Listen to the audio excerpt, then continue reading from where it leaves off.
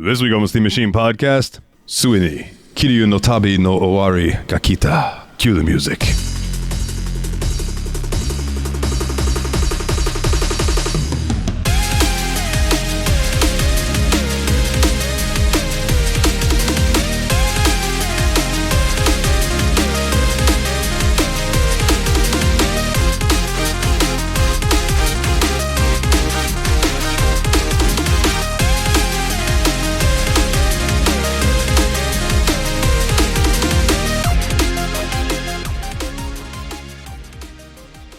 Hey everybody, and welcome back to another episode of the Steam Machine Podcast. My name is Dalton, and joining me this week is one half of the Destructo Bros. Hello, Michi. This is Willie Michi. Pleased to meet you. Fucking tremendous. Oh man. And we have a guest, and this guest, I'm not going to lie to you guys, I had to go to Japan. I had to go to Kamurocho. I had to visit the Tojo clan. I had to talk with the man that they call the Mad Dog of Kamurocho, Majima, because he had in his possession a person that they had held captive for a while for the crime of being a, quote, bitch. And I had to do a lot of things. I had to do some things I can't talk about on here to incriminate myself, but I was able to get him back into my possession, fly him home, and bring him here for the podcast. The one, the only, the handheld man himself, Team Retrogue Mikolov. Mikolov, how you doing, buddy? Konnichiwa, baka. Mushi mushi. Everything's Daijobu now. There's very little Japanese that I know, but I wasn't going to say arigato gozaimasu after you called me a bitch. I mean, I tell you, one of the most fucked up wrestling promos I've ever seen, right, was one of these guys, it was, and I'm talking, this is like 70s wrestling. It was a dude in a mask. Don't remember who it was, but he was supposed to be from Japan. Obviously, not a guy from Japan. And they start talking, they're doing an interview, and he's supposed to not be able to speak English. So he just starts saying like, oh, Mitsubishi, oh, Sony, sushi, yes. He is literally just saying the Japanese words that he knows. And I'm watching this like the other day, just sitting in the bathroom, and I'm just like, oh my God, this flew on TV back then. What the fuck? That's terrible. So at least you know more Japanese than that guy. That's fair. And you're not on live television. No, I am on the internet, though. But speaking of being on the internet, how are you doing? How you doing, pal? It's been a while, hasn't it? Well, at least since I've been on the show. I do feel kind of bad for leaving abruptly. Back in May, it was not a good time.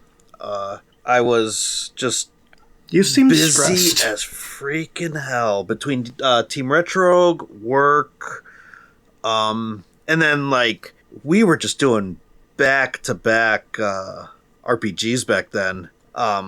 Bangers. Yeah, I mean, I did not finish Yakuza 5. I finally finished Yakuza 5, like a month ago? 3 weeks ago? It was just enough time for you to say, jump in and play 6 with us. And yeah, it felt like you were trying to see if you could get there on time to make it to the show. And you did, so.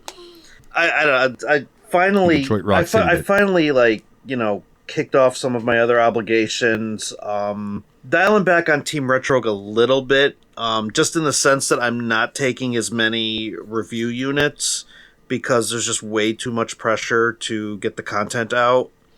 So after I come back from my unplanned cruise to Bermuda that I leave for on Saturday, a lot of my content is going to be on stuff that I already own. And then if I do get shit in, like, I'm not going to be like as obligated to like review it in a time frame. That makes sense to me. Yeah. Like, deadlines are stressful. Mm-hmm. Yeah. And the thing of it is like I would get an Ambernick unit and I would like rush to get that review out. And then by the time I got the review out, they announced another Ambernick unit. Thankfully, I think Ambernick stopped sending me units because I kept shitting on their handhelds.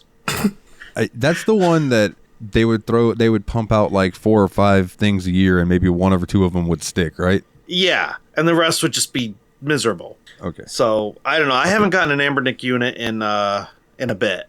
So, I don't know.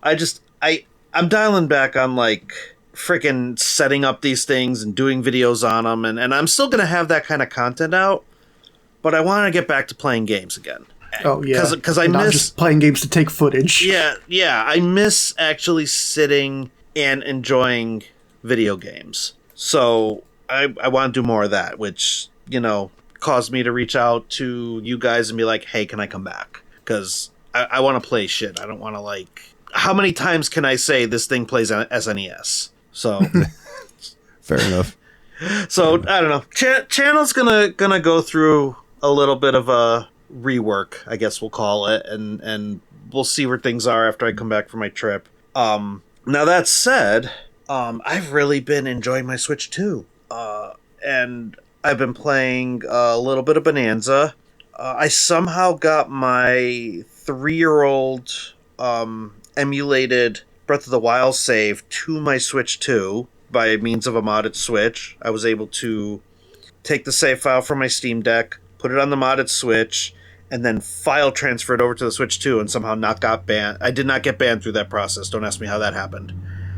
That sounds complicated. So I didn't even know that it was possible. It's complicated, but it worked. And so I'm back to playing the Switch 2 version of Breath of the Wild, and I'm just continuing my 3-year save from a completely different handheld on my Switch 2. And I also I've been getting back into comic reading a little bit. Oh. And so I've had a Comixology subscription for a while, and I've never really taken advantage of it. It's just been a waste of $8 a month. So I decided to invest in a color Kindle. And it's not like a Kindle Fire. It's not like one of those cheapo things. It's still e-ink, but it's... Oh, wow. I didn't even realize there was color e-ink. It's new. And so now I'm actually reading through Power Rangers comics again on this Kindle. And, cool. And it's very, very close to reading it on a printed page. And I'm having a blast. So that's the short of it.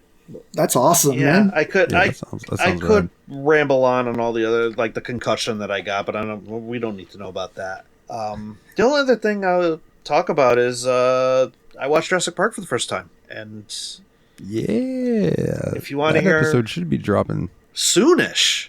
I think tomorrow. Yeah, tomorrow's Thursday, right? No, today's Thursday. Tomorrow's Friday.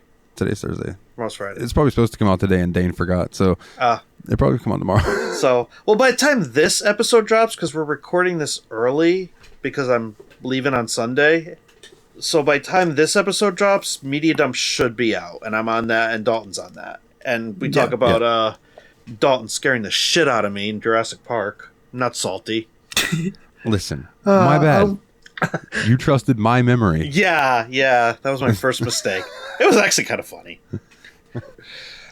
What made it funny was how quickly after I said don't worry about it that you suddenly needed to worry about it. But yeah, tune into Dane and Jeff's Media Dump to hear about what we're talking about. Yeah, no, I don't. Let's not go in on that there. That's all in Media Dump, but that was a fun episode. So I'm glad that I did it. We'll be having a crossover with them that we can talk about more at the end of the episode as well. But enough about me. How you doing, Willie?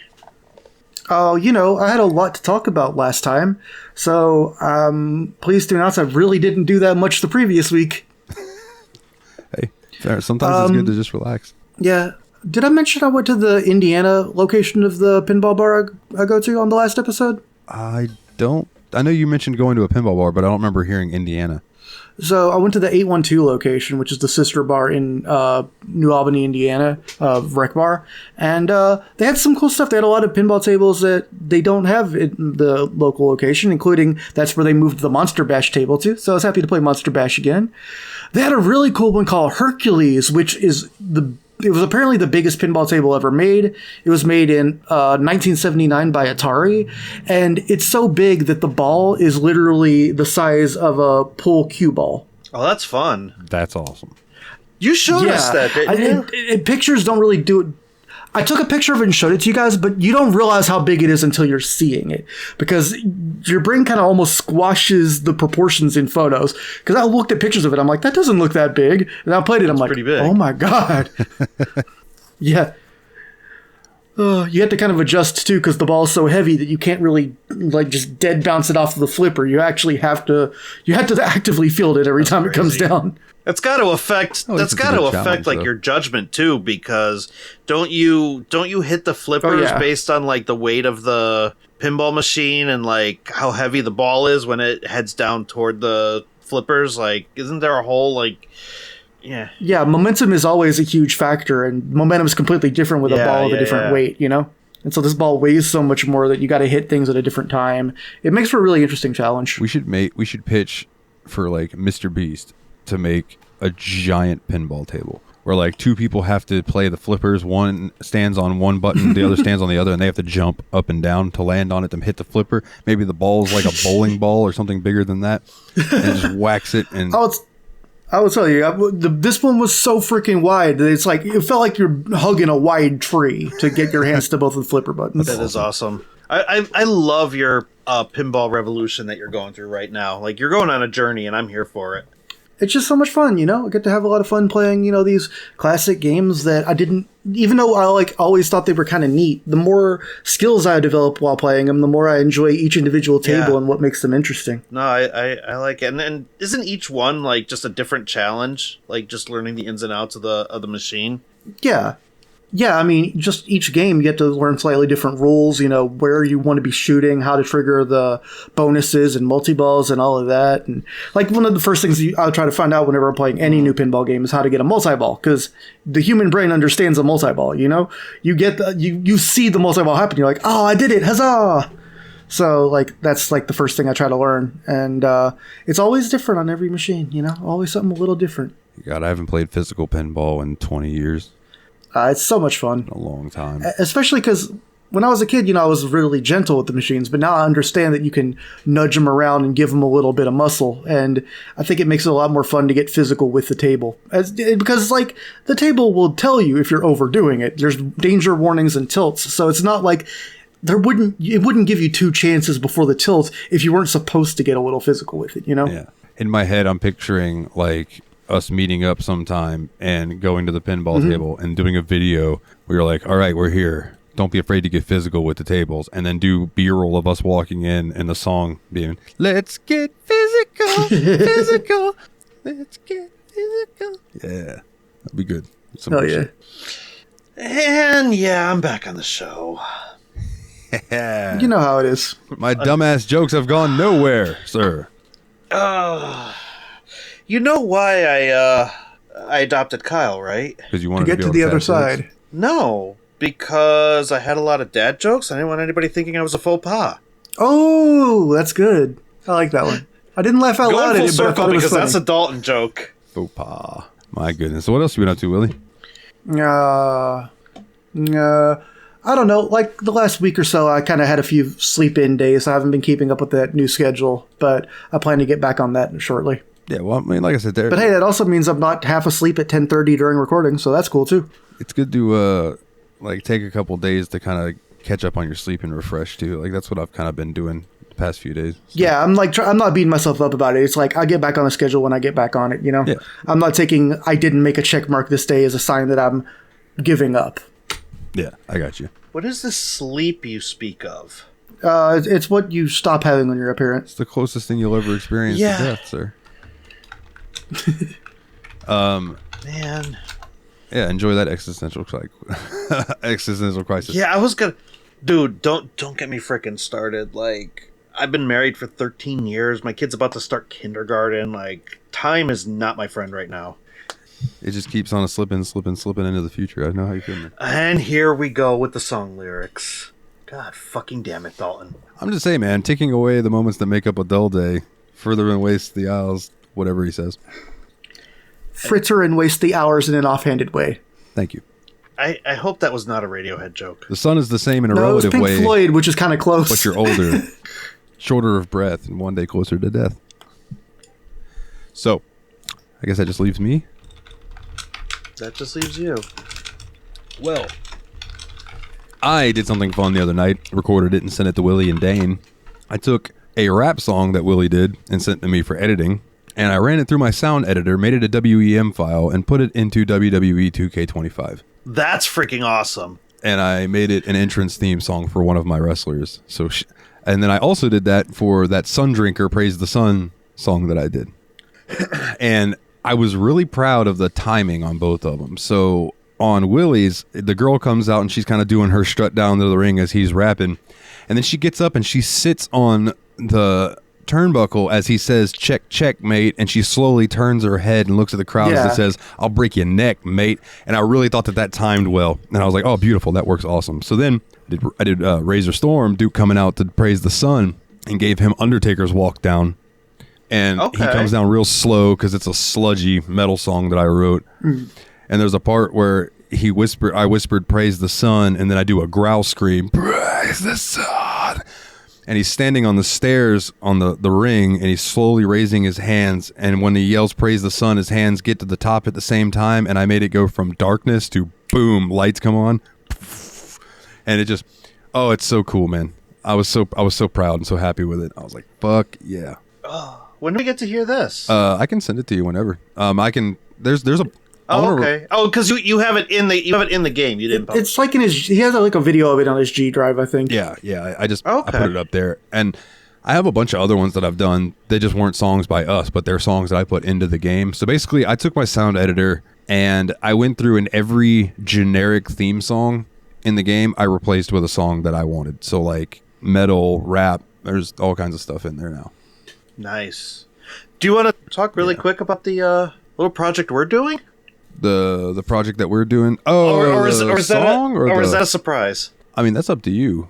It's gonna be in this episode, so you can either surprise people or tell people. All I'm gonna say then doesn't matter to me. All I'm gonna say is that I did something with Dalton that is very, very, very, very much out of my comfort zone, and you're gonna hear it at the end of this episode. Yeah, it should be fun. I'm gonna start working on that this weekend. Probably tomorrow. I might have to send you a redo. Let me know if you need me to send you a redo. I'll do that in the morning. Okay.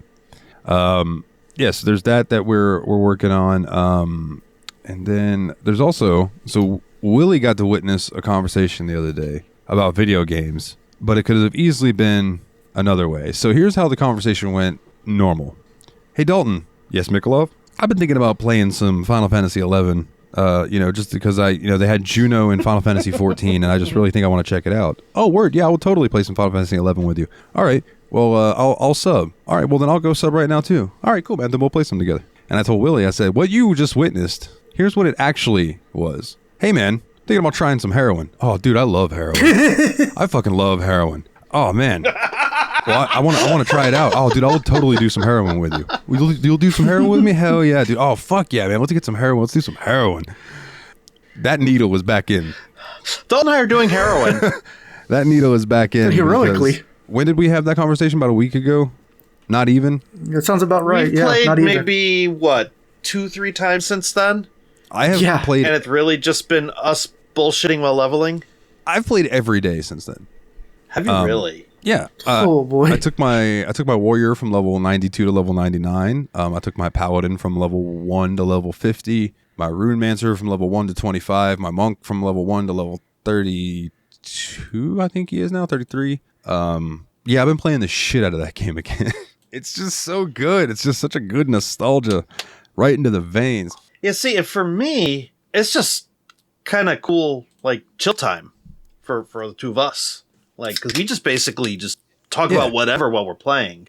So yeah, we're just running around, killing stuff. I'm trying to, like, teach you the ropes in a way. Pretty much. It's a good time, though. Like, there's a lot. And like I told you, there's a lot about that game that I still don't know, right? Back when I used to play, way back in the day, I don't think I ever saw much of any of the expansion content because I got to level 75 like way later than everybody else did. So like finding parties for the early level stuff was hard. And then like the friends that I played with, we had a falling out in real life. And so, yeah. So I didn't have. Oh, that's right. Cause you mentioned to me that when you were younger, you played with a friend like at his house. Yeah. He would let me log in every now and then and play my character, or I would sit there and watch him and just learn because him and his brother's best friend were all really good at that game. It was quite a good time, dude. I feel like I have a lot to learn with that game. You do. And like it's very different from 14. you have a lot to learn, and I have a lot to learn still. So right. Once you get to the point where you're catching up with me as far as levels go, we're pretty much on the same playing field, because by then you'll have done the quests and stuff that I've done, and then we're back on a level playing field. And that's what I'm mostly interested in, is getting into the story. Yeah, and when you were asking me about that, you were like, does this game have a story? I'm like, brother, there's a reason that Final Fantasy XIV's story is as in-depth as it is, and it's because like they learned from 11, like, oh yeah, people will play an MMO with a really deep, good-ass story. Yeah, so... Willie, I know that you never played Ragnarok Online yourself, but right. Did Nate play it? No. Nate is not striking. Did you ever watch us play it? You are gaslighting yourself into thinking you played it with different people than you did. I guess I am, because you guys were there. We knew people who you played the game with, but we didn't play it. Okay, because that game was freaking heroin, and 11... Some of the early gameplay is giving me Ragnarok Online vibes. Dalton and I were talking about this earlier today, and we think it's just because of the era in which the game was published. It's just what MMOs were back then. Yeah, like, a lot of the modern quality of life features weren't expected at the time, and you were supposed to wrestle with a lot of stuff. Right. Like, it was very much a grind and figure out how to play type of game. Well, yeah, because one of the things that I told him, Willie, and I think maybe I've mentioned this to you before, is Final Fantasy XI has no quest markers. It has no quest tracker, none of that. You have to talk to NPCs. Like, they made Final Fantasy XI with the idea that players are going to help one another. Yeah, and I think you also need to realize that at that point in time, too, there wasn't as much knowledge sharing. Like, people weren't making wikis or anything like that. If you were really lucky, you might be able to find a game fax that someone wrote that was like 80% accurate to 3 versions ago. Yeah, and after it had been out a while, a website came out called Final Fantasy XI or Final Fantasy Alakazam or something like that. And it was a site that had little guides and stuff on it, but they were written by people playing the game. Like, they weren't like official strategy guides or anything like that. But you had to wait. When new content came out, you had to wait for people to go and do it, and then write a guide and hope that somebody wrote a guide so you would know how to do things. Or you just figure it out. Or you asked for help in chat, and somebody who had been through the person that helps you is cool. Tell you how to do it. I did that today.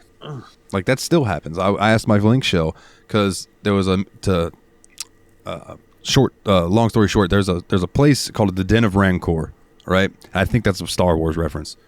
And probably. Yeah, I was going to say that reminds me of Star Wars a lot. And there's an area where you have to light 4 torches, right? But you can only carry 1 lantern and get 1 flame at a time. So you have to run back and forth across this zone 4 times. Well, there are ton that spawn and that will aggro you as you're running through. But the boss you're trying to get to is a tonberry that will use as a move that the more tonberries that you kill, it's going to hurt you more. You know, like the typical Final Fantasy thing with the King Tonberry. Everyone's grudge. Yeah. Yeah. So, but there's a home point crystal right past that gate. So I just asked my link shell, hey, does anybody have this telepoint that can come just open this gate for me real quick? And they were like, yeah, sure. And they came and opened it up, and I didn't have to make that trek 4 times. I just went right on through. So now I have that home point. So when Mikolov gets to that point, I can do that for him too. And just gotta the old homeboy with the home point. And a lot of me playing this game is basically Dalton being like, follow me, we're gonna go here, we're gonna do this, okay, now we're gonna do this. And so, but I do try to give you the why as well. You do. Like, I try not to just bark orders at you. Yeah, no, you do. And that's actually where my enjoyment of that game is coming from right now, is just, you know, the learning and figuring out what to do. Like, eventually I'm sure I'll be able to play it on my own. I just don't yet. Yeah, once we get you some trusts and stuff, and you're out there with like a little bit of backup, you'll be all right. Yeah. That makes sense. And that's going to be where it's like, I wake up and you're like, hey man, I got 7 levels earlier. You need to catch up. Like, all right. That day might come. We'll see. I will tell you, and I'm not sure if Dave from Tadpog listens to all the Steam Machine episodes, but Dave, if you're listening right now, I can't hang with Occult Crescent. I tried. It's way too grindy. I'm talking about Final Fantasy XIV. And actually, I think he's taking a break from that game right now, too. He's playing Elden Ring these days. Elden Ring's so good. Yeah. I need to get back into that, too. But the next game we're doing for the show is also going to be a really immersive game, so I don't know if I'll have time. Whew. Yeah, that's gonna be a fun one to talk about. I was watching a clip I can already tell from Elden Ring, and I don't know if it was from base Elden Ring or Elden Ring Night Rain, because it was an enemy that I have never seen before, right? So it was this big iced over area, like an iced over lake or something, right? And there was just like this rock thing sticking out of the ground. And the guy walked over to it and whacked it with his sword, and it busted through the ice and was like a giant fucking lobster. Cool. And I was like, what? So it just blows my mind that I put so much time into Elden Ring and there's still shit in it that I've never seen. Wow. Yeah. That's just it does seem like one of the biggest feeling games, in the sense that not just in square footage, but in the fact that there's stuff everywhere. It isn't just, the overworld map from Daggerfall. Yeah, exactly. Where it's like, yeah, Daggerfall was huge, but I think it's huge for the sake of being huge. But it's like if you compare like Skyrim, where there's a lot of open land followed by caves that are used for procedurally generated missions later on, and you compare that to like Breath of the Wild, which has a lot of like direct differences every like 100 meters or whatever. Yeah, you can tell when things are hand placed. Yeah, it definitely makes a difference for sure. Other than that, man, I just been doing some cooking, watching some Marco Pierre White videos. That motherfucker's nuts, but he knows how to cook. Man, that one, God, what was the one you showed us with the really good looking, the eggplant parmesan, man, that looked amazing. Oh, that did look good. And this is coming from an Italian. I do not know how to make eggplant. And then I ended up making it, and it came out so good. You just showed us pictures of like the parmesan mix or whatever, and I was like, I want to know what this is going to be. Yeah, so the trick with eggplant, make a lot of, I can tell you this really quickly, is when you slice it, stick it on a cooling rack so it's up. Yeah. Salt them. Let them sit for 10 to 15 minutes. Come back, there's going to be beads of water all over them. Dab that off. Flip them over, repeat the process. Dab them off, and then I flipped them again, dabbed them off, and then flipped them again and dabbed them off. So the salt draws out the moisture in it. The moisture in it is what makes them bitter. Do you bread your eggplant? I did not this time, but next time I probably will. This time I did the Emerald way of just searing it in the pan. Got it. Because the only time I've ever tried to make eggplant is I've tried to bread it, and that's usually where I lose it. Because you have to dip it in egg, and then flour, and then breadcrumbs, and then you put it in the pan and you fry it.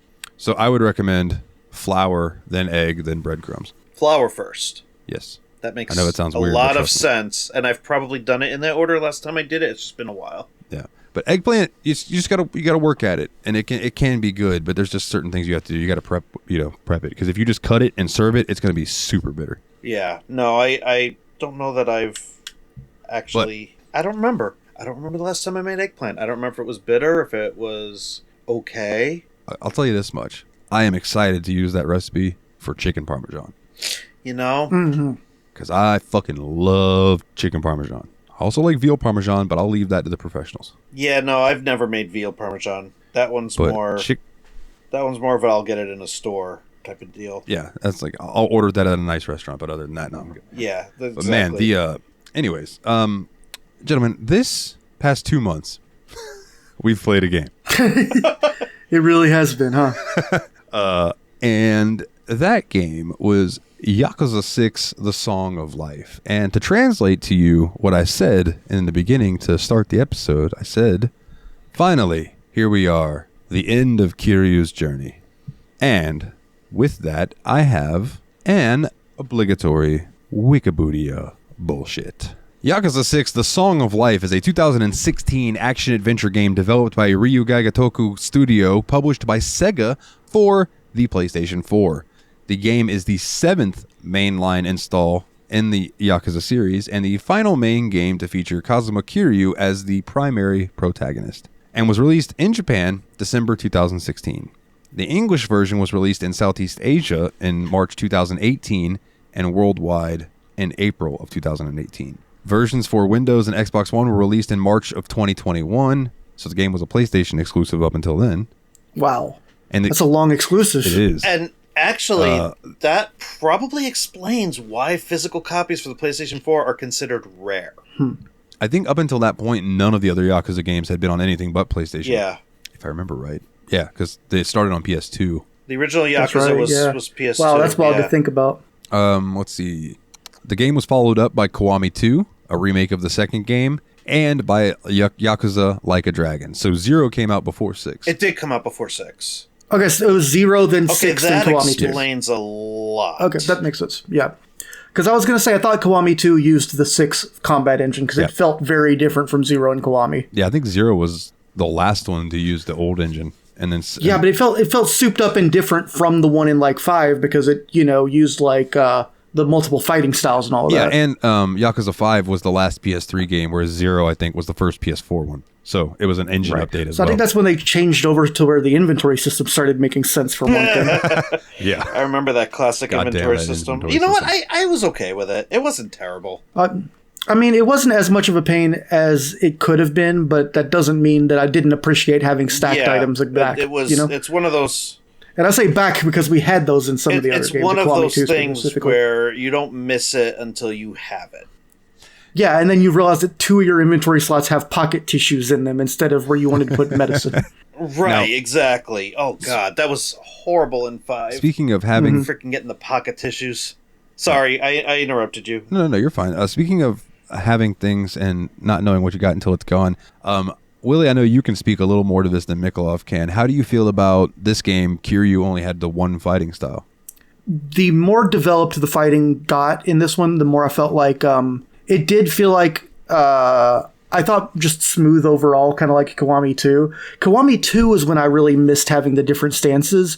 But honestly, in this one, I was completely fine with it because it felt a little bit like I missed some of the snappiness and speed of the Yakuza 5 fighting style.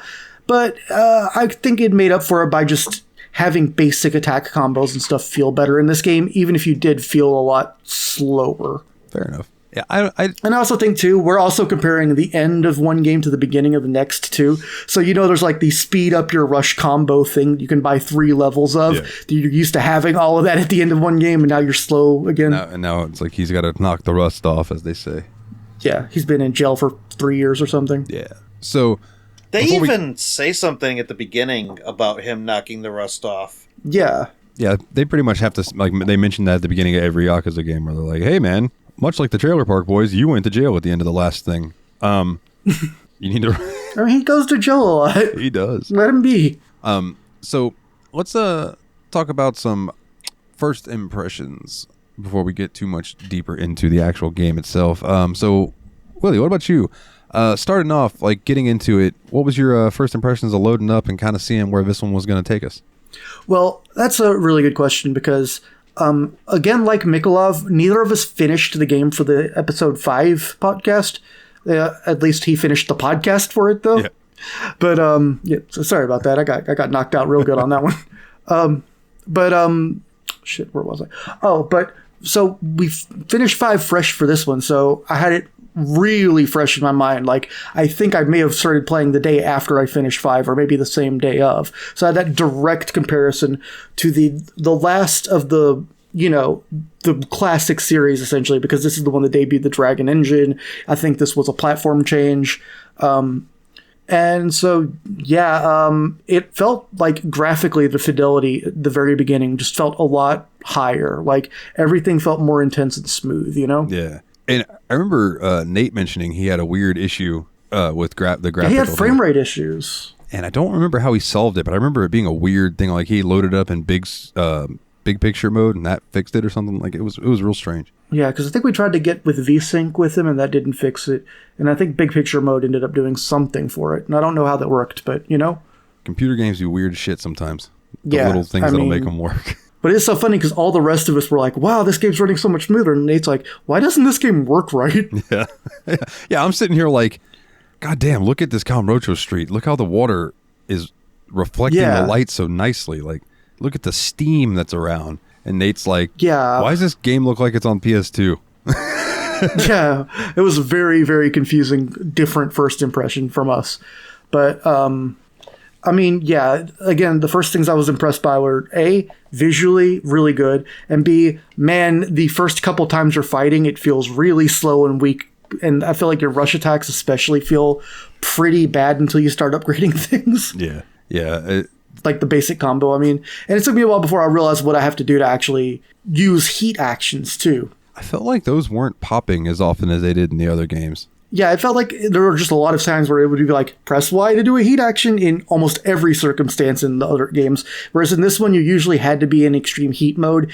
And even then, throughout most of the game, I would say 60% or so of my heat actions were either off of a grab or off of me doing the 8 rush punches followed by whatever button prompt would tell me to do next. Yeah, and every so often, I would accidentally hit Y with like a dude with a knife or a gun coming at me, and I would do one of those. I couldn't do it on purpose. Nope. I tried.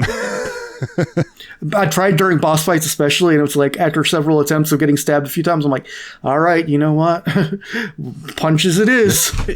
And heat actions are really hard to learn in this game because you need technique experience. Well, you don't get technique experience through fights. You get technique experience through playing mini games. Yes. Yeah. Which I guess is a good thing because it encourages playing the mini games, because this game is shorter than previous Yakuza games, at least ones that I've played. I know Zero's kind of a long one. 0 and 5 are both very long, but this one is conspicuously short. 5 was extremely long. Yeah. But this one was, I guess from my point of view, approachable. Yeah. Yeah, plus if you need... I mean, you're a little less of a novice to the series than you were before, so that's compared to starting 0 and 5, you know? Yeah, that's also true. Like, and I think having 6 start right after 5 left off, to the point where they actually had cutscenes that continues the story of 5 and kind of wraps that up. I kind of wish that they had those cutscenes at the end of 5, but having 6 start at least right at that continuation point at least made it so that, like, I didn't feel like I was really jumping into anything new. I was just kind of picking up where I left off. Yeah. Yeah, because the game basically jumps you in on, like, a fight with, like, a quick scene with Kiryu that ends in a fight, followed by 3 years earlier, which puts you at the end of 5. Right. And actually, after the 3 years earlier is legit them playing the cutscene that's at the end of 5.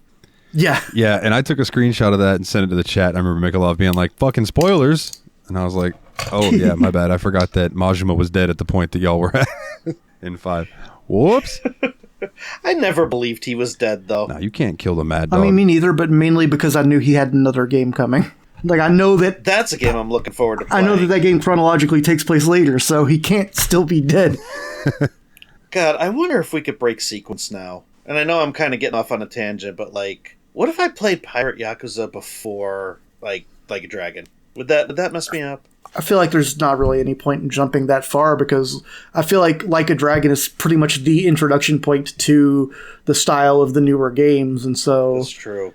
I don't know, that feels a little too random skippy. You're already random skippy by kind of starting the series at 5. That is true. I started literally at the end of Kiryu's story instead of the beginning, like I should have. Yeah, I will tell you that 6 did a good job. Your next points are either 0 or 7. No other choices. Play 0. Oh, I agree with him there. I am going to play 0. I'm obviously not going to play for the show because you've already played it, but I am going to play 0. Right.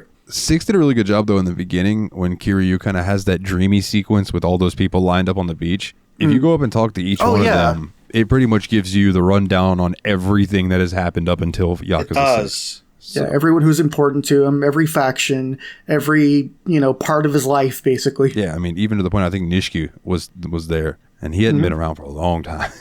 No. So, Mikolov, what was your first impression going into 6? So, I was glad that they picked it up right where 5 left off. I know we'd already kind of touched on that. But I was excited to actually go into a game where you only played as Kiryu. Because 5 was very overwhelming as far as, like, you got 4 chapters per character, and there's 4 characters, and then you have a finale where you play as all 4 of them.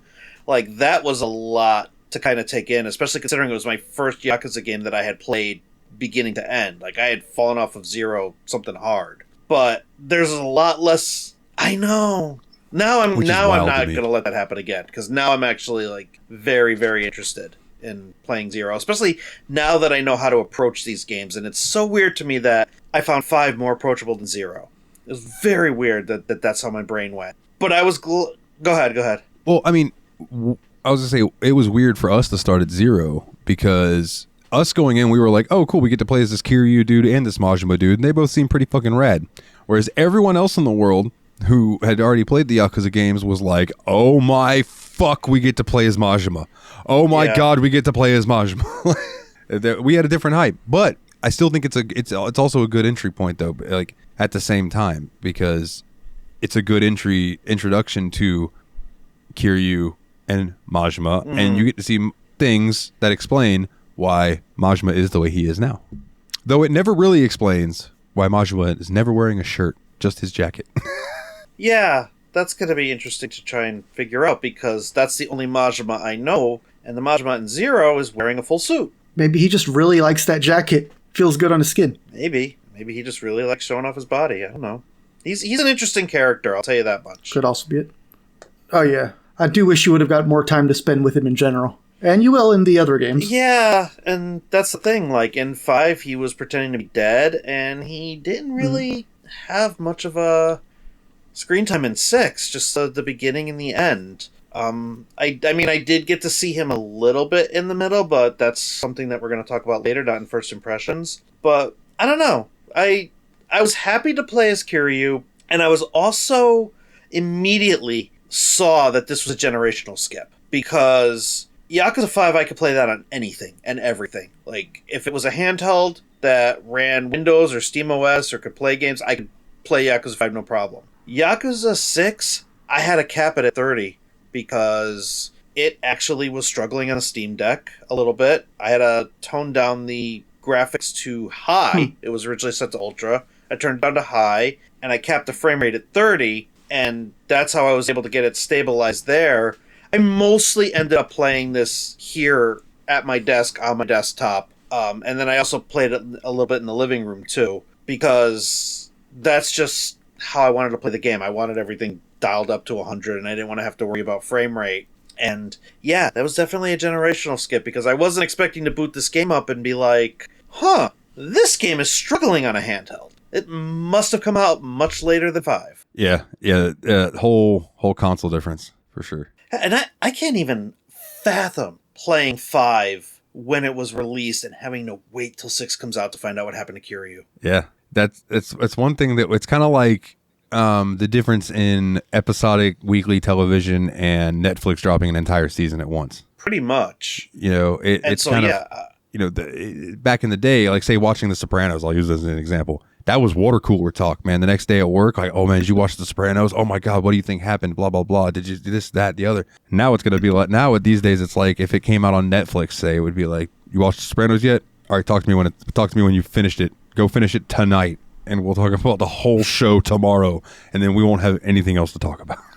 And the funny thing about 6, but don't get me wrong, it's fun, is it definitely felt like a season 2 to 5, because 5 ended in a cliffhanger, 6 explains it. Like, 6 is definitely last season vibes. Yeah.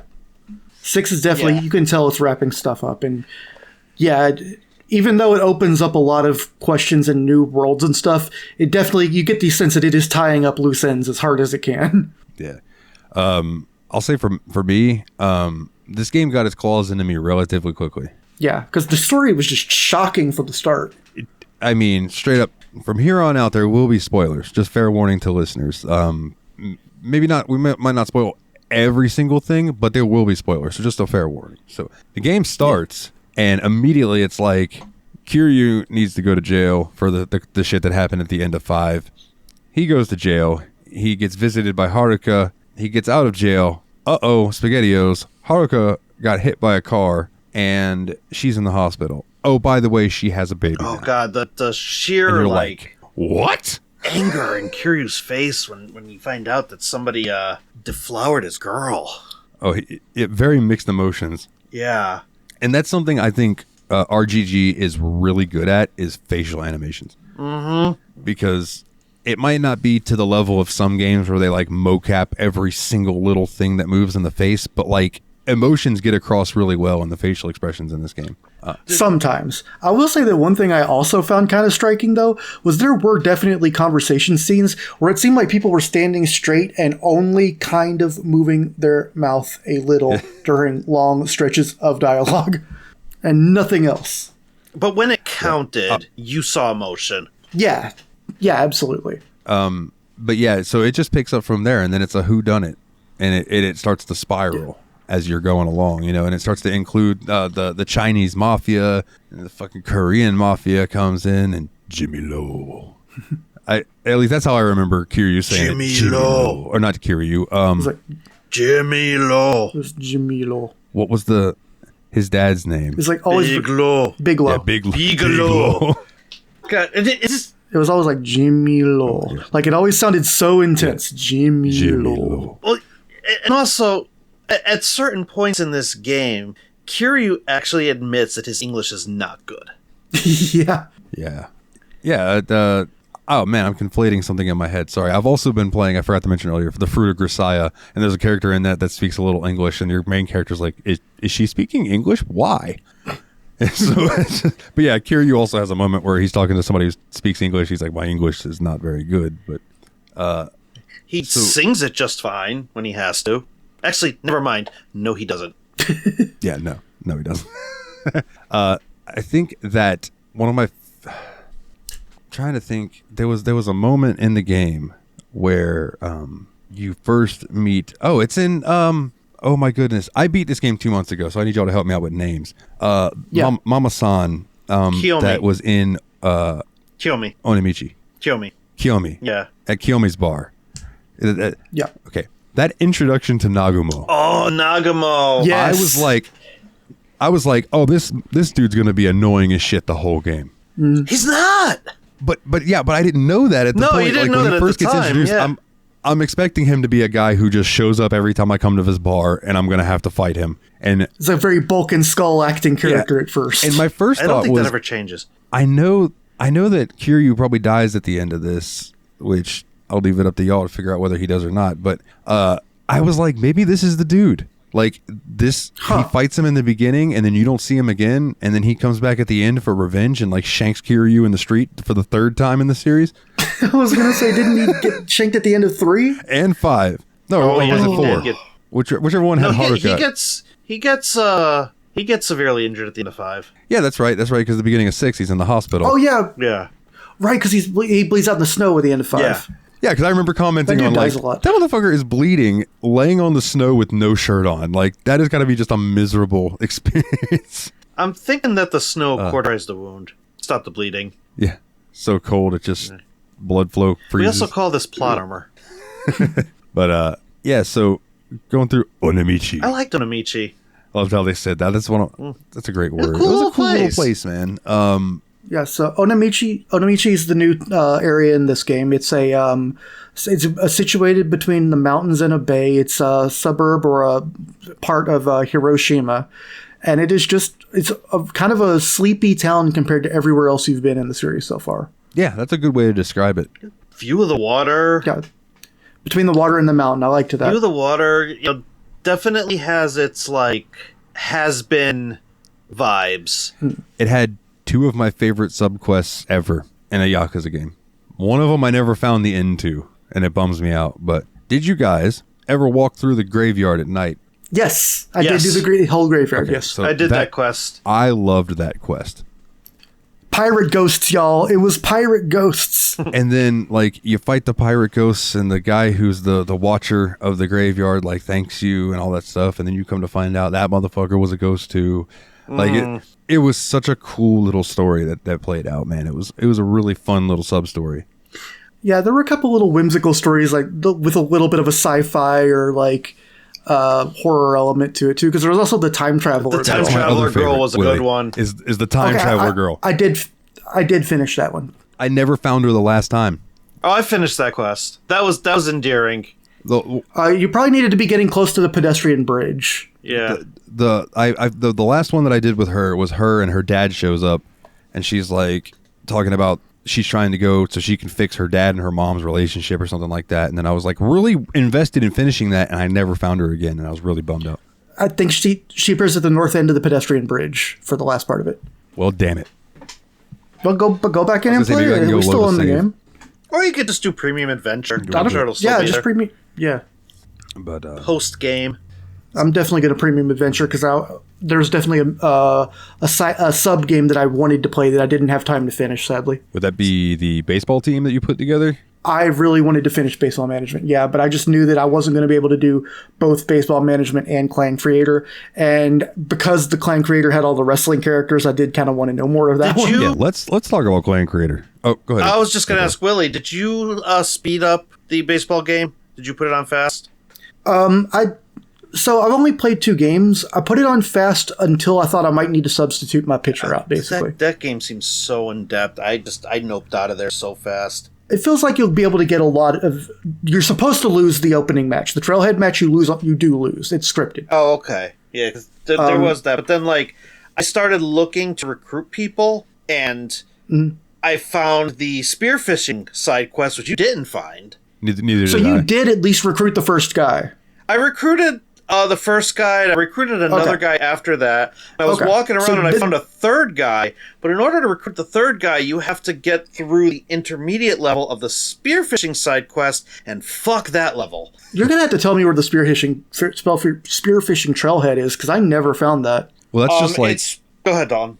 No, I was going to say, that's just like Nate did the baseball guy thing, but never took the taxi to go do the baseball thing, so he never saw any of the baseball stuff. No, I think Nate said he literally didn't see the taxi. No, he never saw the baseball guy pop because he never went east from the starting point during daytime. Also, if you get into a certain point in the game, the baseball quest gets locked out. It disappears as an option in the taxi cab until you beat the game. Yeah, someone told me that, something like that, where... Yeah, it's like a soft lock. Yeah, but I just figured I'd come back to it during Premium Adventure, so I wasn't too worried about it. Yeah. But yeah, so if you have started the baseball quest, that means you can also do Club Gowdy, which was pretty fun. It's the conversation with the, basically, it's like an old man bar, and it's a lot of fun. There's a lot I didn't get to in this game. Like, I did not know there was a conversation mini game. I didn't go into a There's 2 conversation cabaret mini games. club. Yeah, I was going to say cabaret clubs also have a separate conversation system. I didn't go to a cabaret. I didn't go to a cabaret club in 5 either, except for the for the one that they forced you to. They forced you to go to when Majima was daydreaming. The manage, yeah. Not Majima. Saejima. Sorry, Saejima. Oh yeah, that's right. Willie, I think I saw you send a screenshot from it, so I know you did it. Miklov, did you do the Net Cafe? The go and talk to the girl? I just did the first quest that introduces you to it, the webcam ones? And that cracked me up. Okay, so you never went The back? introduction doesn't actually show you how to play it. Yeah, it was enough for me because it cracked me up just to see Kiryu like old man type. He has he is such a person who was born in the 60s. Just by the way they have him approach technology, because he doesn't know how to use a cell phone, which is at this point it's an actual touchscreen phone like we're used to. It's a smartphone. Yeah, I think it's an actual body of Sony. Yeah, it's I want to say it's an Ericsson. Okay, that makes sense. But don't quote me on that. But it actually is like a touchscreen phone, and he barely knows how to use the darn thing.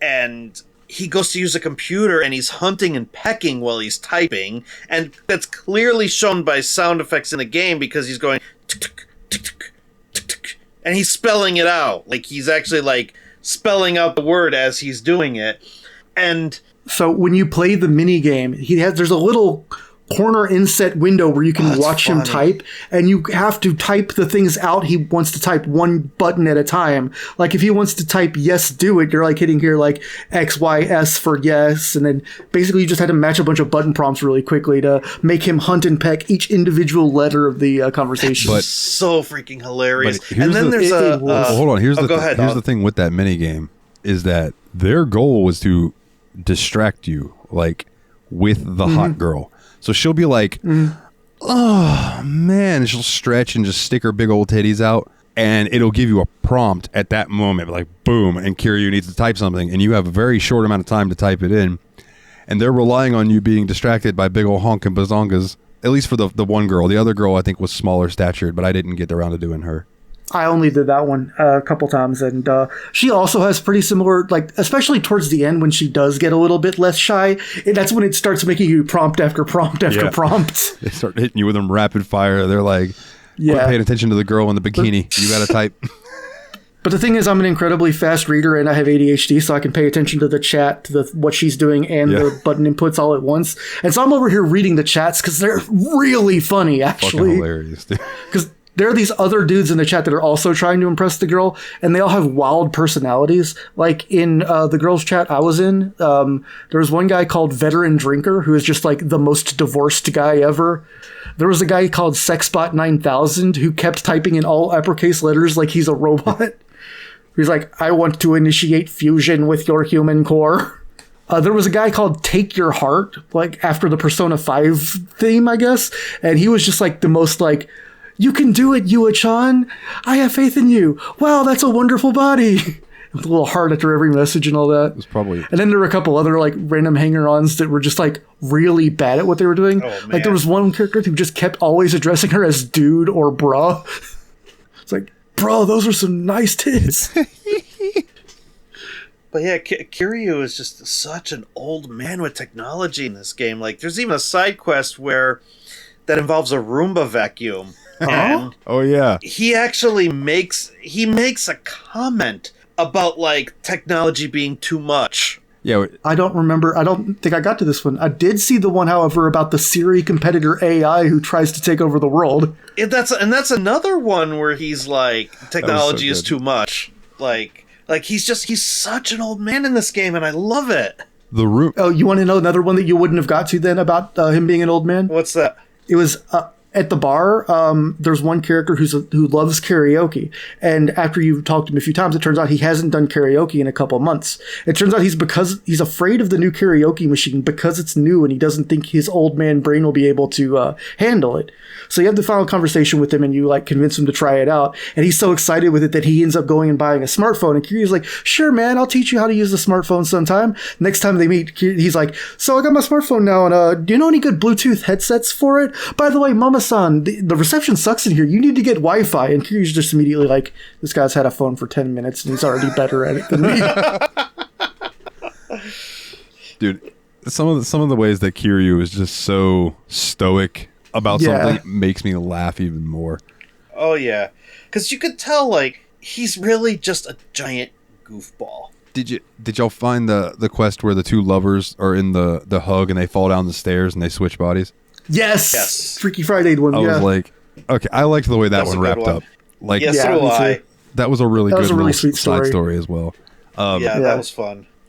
But let's talk about Clan Creator, and then we can talk a little more about like how the story progresses and stuff. So the Clan Creator was basically like, I wanted to see earlier. I was going to ask if this came after Yakuza 2 because I was going to say it's back from Kiwami 2, but no, it's started in this and was also in Kiwami 2, which I guess explains why both of them have wrestling characters in them. Yeah, and it was like, so you're just walking along and you stumble upon this guy and you get into a fight with him, and it ends up being about this justice thing, and suddenly, all of a sudden, out of nowhere, here comes walking up. I think it was Tenzin and Kojima first, right? No, I think the very first dude you see is Kazuchika Okada and the kind of worm tongue guy that he hangs out with. Yeah, you're right. It was Okada. Because, yeah, I think that's kind of when you get the, we are justice, we fight crime, we go after, criminals and things like that. But then come to find out, they're no better than any of the other criminals. Yeah, when you get to Onimichi, you find one of the old founders of the group who basically insists that they've just become the biggest, like, non-organized crime gang in Kamurocho. Yeah. Now, you probably have the story of it a little fresher on your mind. I mostly remember most of the gameplay battles and stuff. Did you have a certain strategy going into it?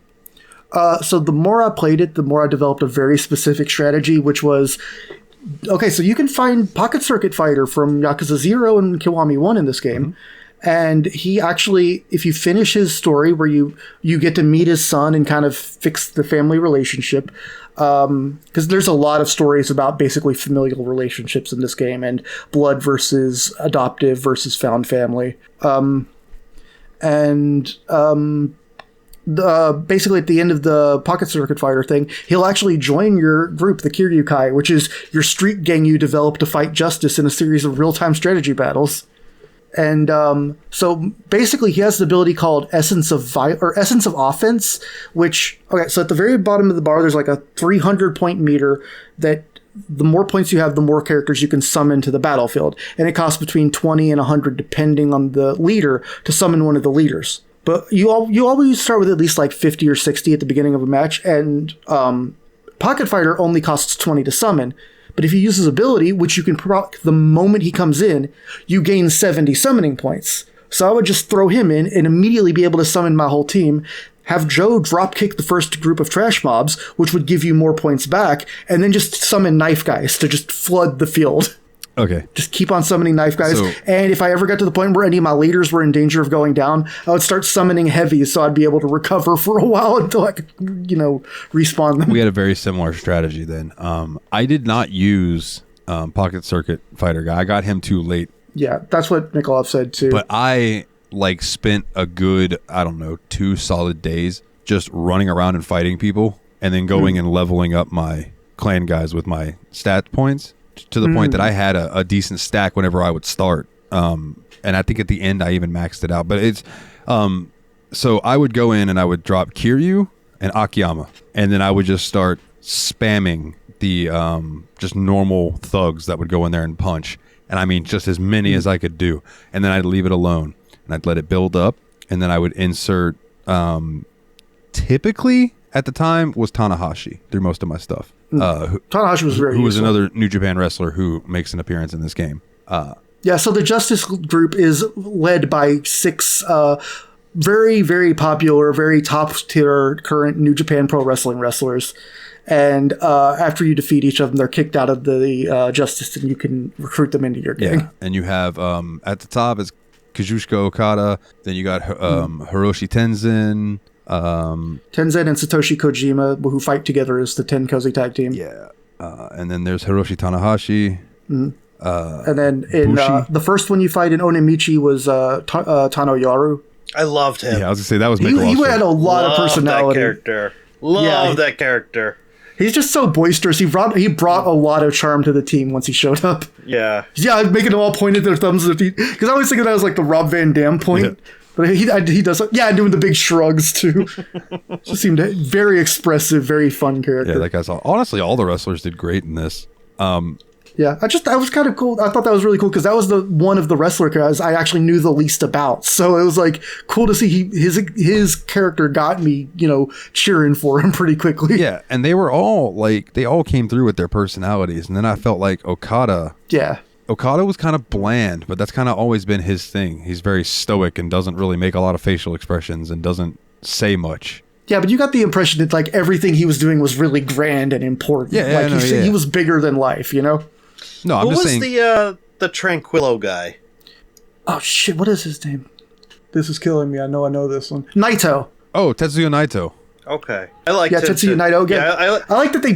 I liked him too. One of my favorite things about Tetsuya Naito is even when they were translating things he said in gratuitous English in the Japanese, they kept translating a lot of his stuff as gratuitous Spanish because a lot of his gimmick was he went spent some time in Mexico. Now he's in a stable called Los Ingobernables de Japón, and of course his catchphrase is "tranquilo," which means calm. Yeah. And I don't know. I liked the way they subtitled him. They gave these characters so much personality. Yeah, they definitely did. And what started to me as something I really didn't want to do, felt obligated to do, actually turned into a very charming part of the game. I was surprised that I actually especially started getting into the actual plot of it.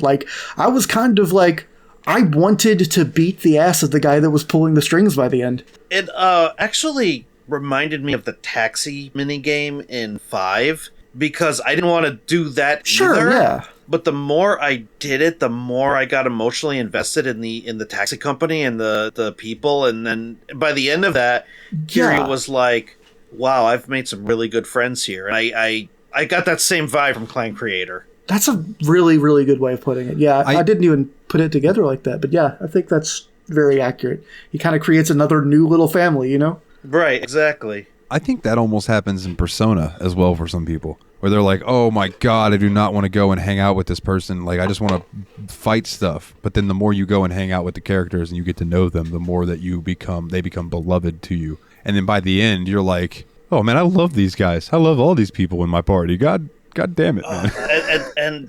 Yeah, but it's especially interesting in these because they only really exist in these side stories. It's not like it's your main party, but you're also doing the main fight stories. And man, which is even more impressive in my opinion. Let me tell you, the developers really, really know how to play with that attachment that you develop these characters, especially in the main story plot. Like when I tell you, and without spoiling the ending, like I went through a wide range of emotions by the time I got to the end of this game. And I was just not expecting it. Like at the beginning, I was predicting stuff left and right that actually did happen. And I was saying that, like, I think this is going to happen. I think that's going to happen. And most of it came true.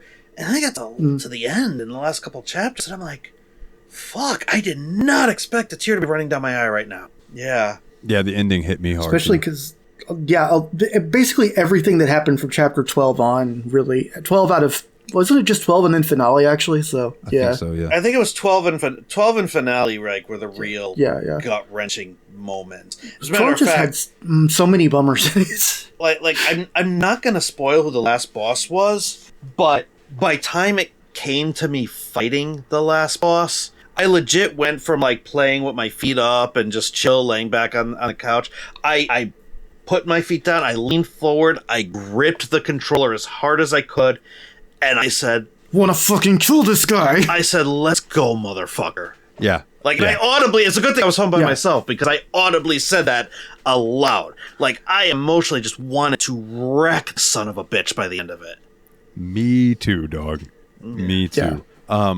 There was a few moments where I would just explode with text and not give you guys any context, because none of you had gotten any further, right? One of them was when that guy makes the full turn in the office with the old man, and he's like, "Your time is up," and dude comes in and just plow. Shit, right? The next one, a little later on in the game, when a certain character is tied up to a chair on the screen, and Kiryu is standing there with the other guy, and I'm trying to be vague about this in case there are listeners want to play the game, but that was a heart-wrenching scene in 5 different ways. Dude, oh, yes, it was. I'm talking like I got goosebumps right now. Like I was just like, oh my god, bro! Like what the fuck are they doing to me right now, man? And then it got deep and dark real quick, dude. Yeah, this game, Yakuza games have a certain tone to them where it's like the main story is always super, like, serious, and all of the silly shit is usually in the side stories that you can do. And they fucking started ramping it up towards the end of this one. Like, they knew that this was going to be the final thing. Okay, now here's one spoiler that I do want to talk about. Were you guys expecting it to be a giant fucking ship? No, what? Why would I think when that? When the secret was revealed and suddenly, like, the earth started opening, I was like, Godzilla? What the fuck is this? I had no idea what that was.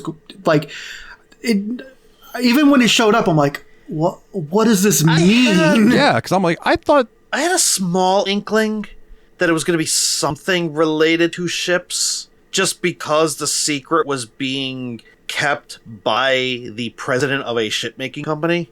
But that was really the only kind of clue that I had, because the game does a really good job distracting you away from that, to the point where, that reveal turns out to be pretty darn big.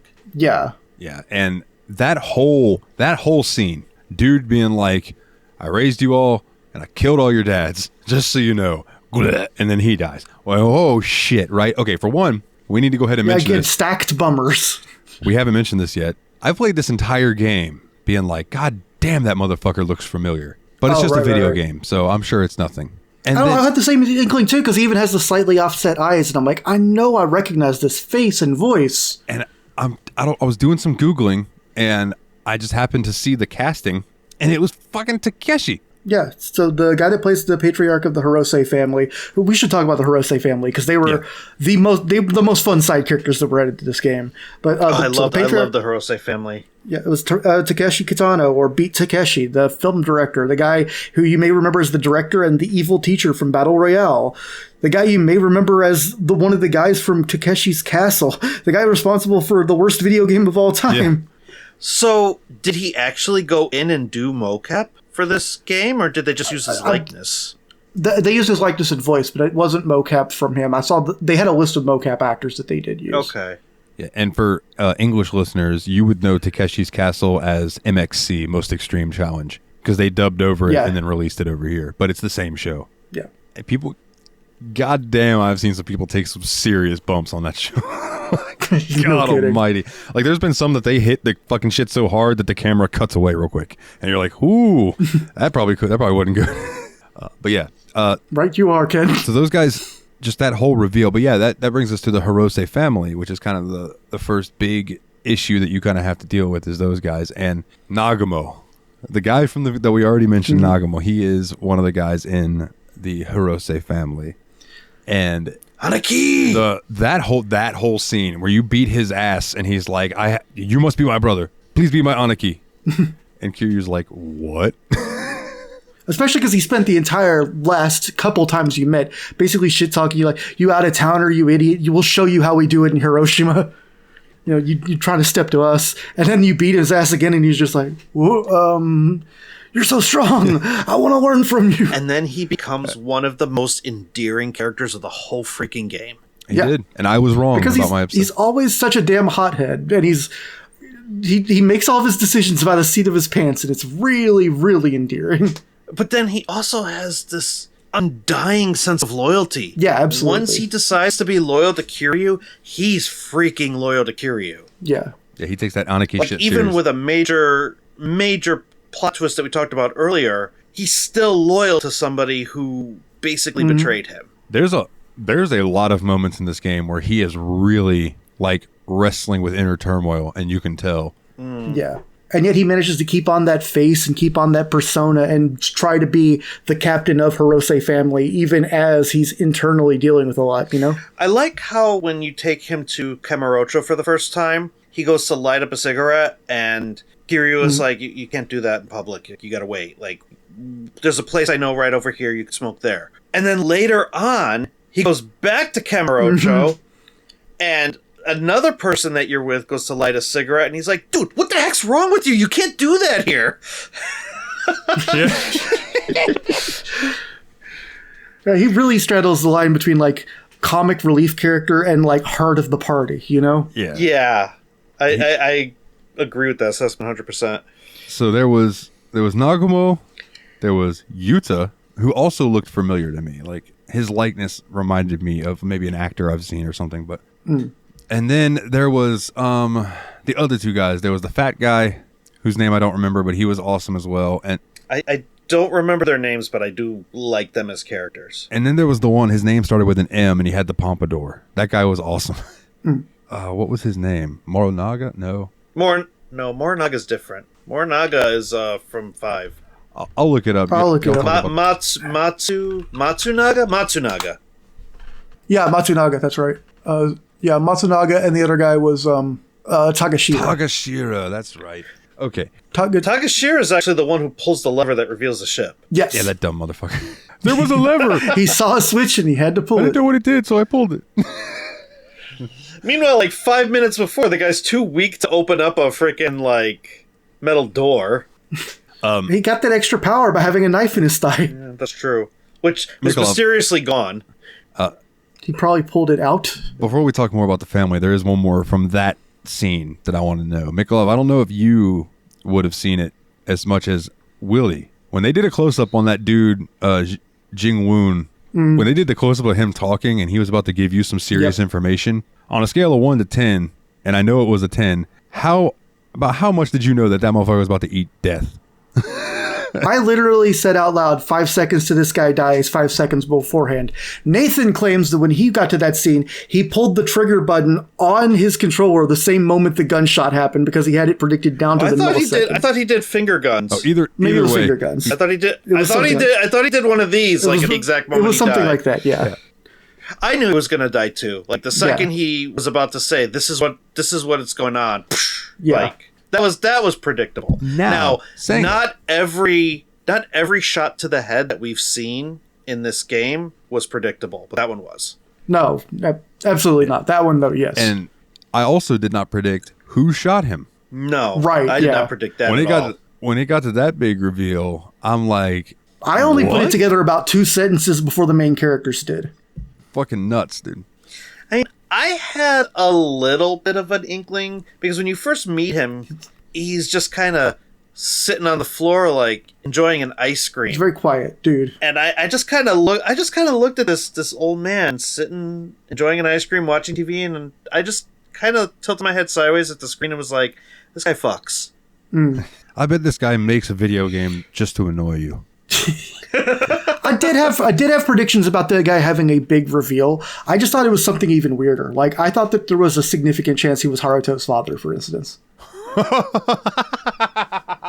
mean, I think that would have made him more. Did you see how the kid reacted to him? That would have made him more of a villain than the villain he actually turned out to be, if you ask me. Yeah. Like, shooting some people is perfectly fine.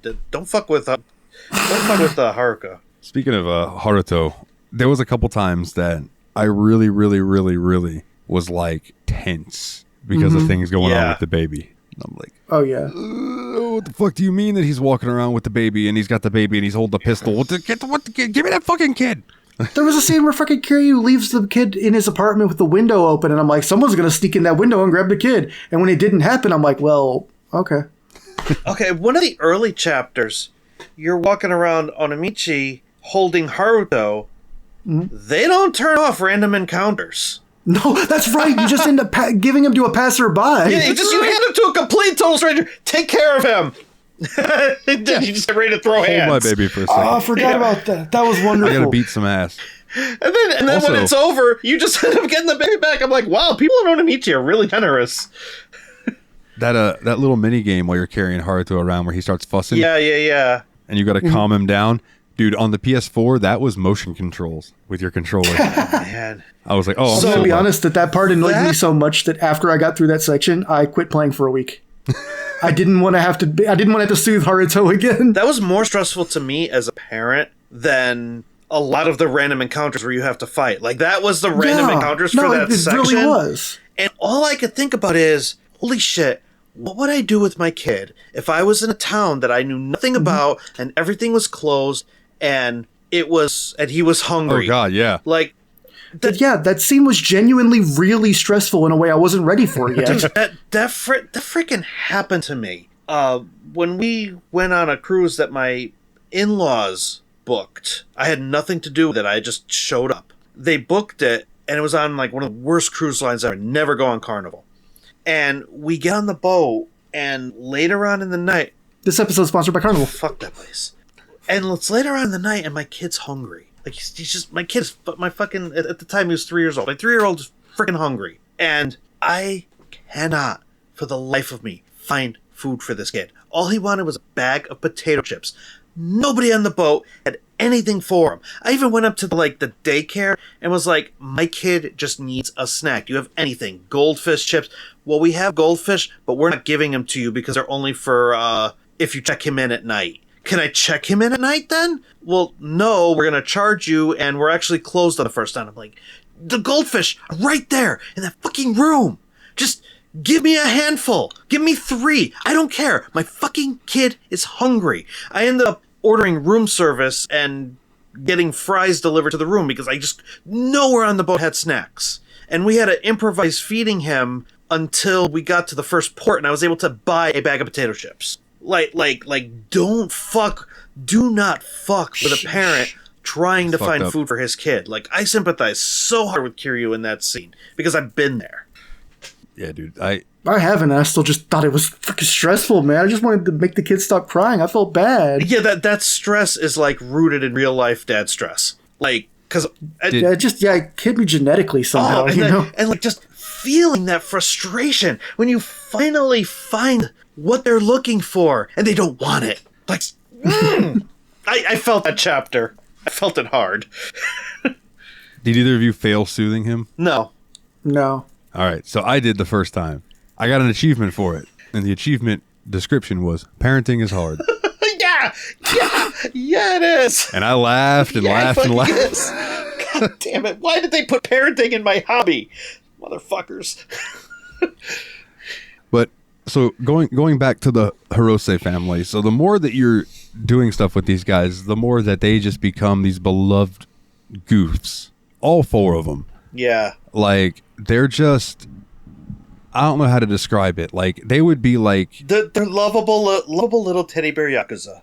Yeah. Yeah, if they were to make a movie out of this, it would be like, Kiryu's a serious actor, and there's all these other serious actors. The Hirose family is like Seth Rogen. Muppets. And Jack Black is the fat guy, and the guy with the pomp. It's like the comedian dudes, and then they're like... Yeah. But they come clutch in the end. The cast of The Hangover. Yeah. But the scene where it's revealed who the dad of Haruto is, I thought Nagumo was more mad about it than Kiryu at first.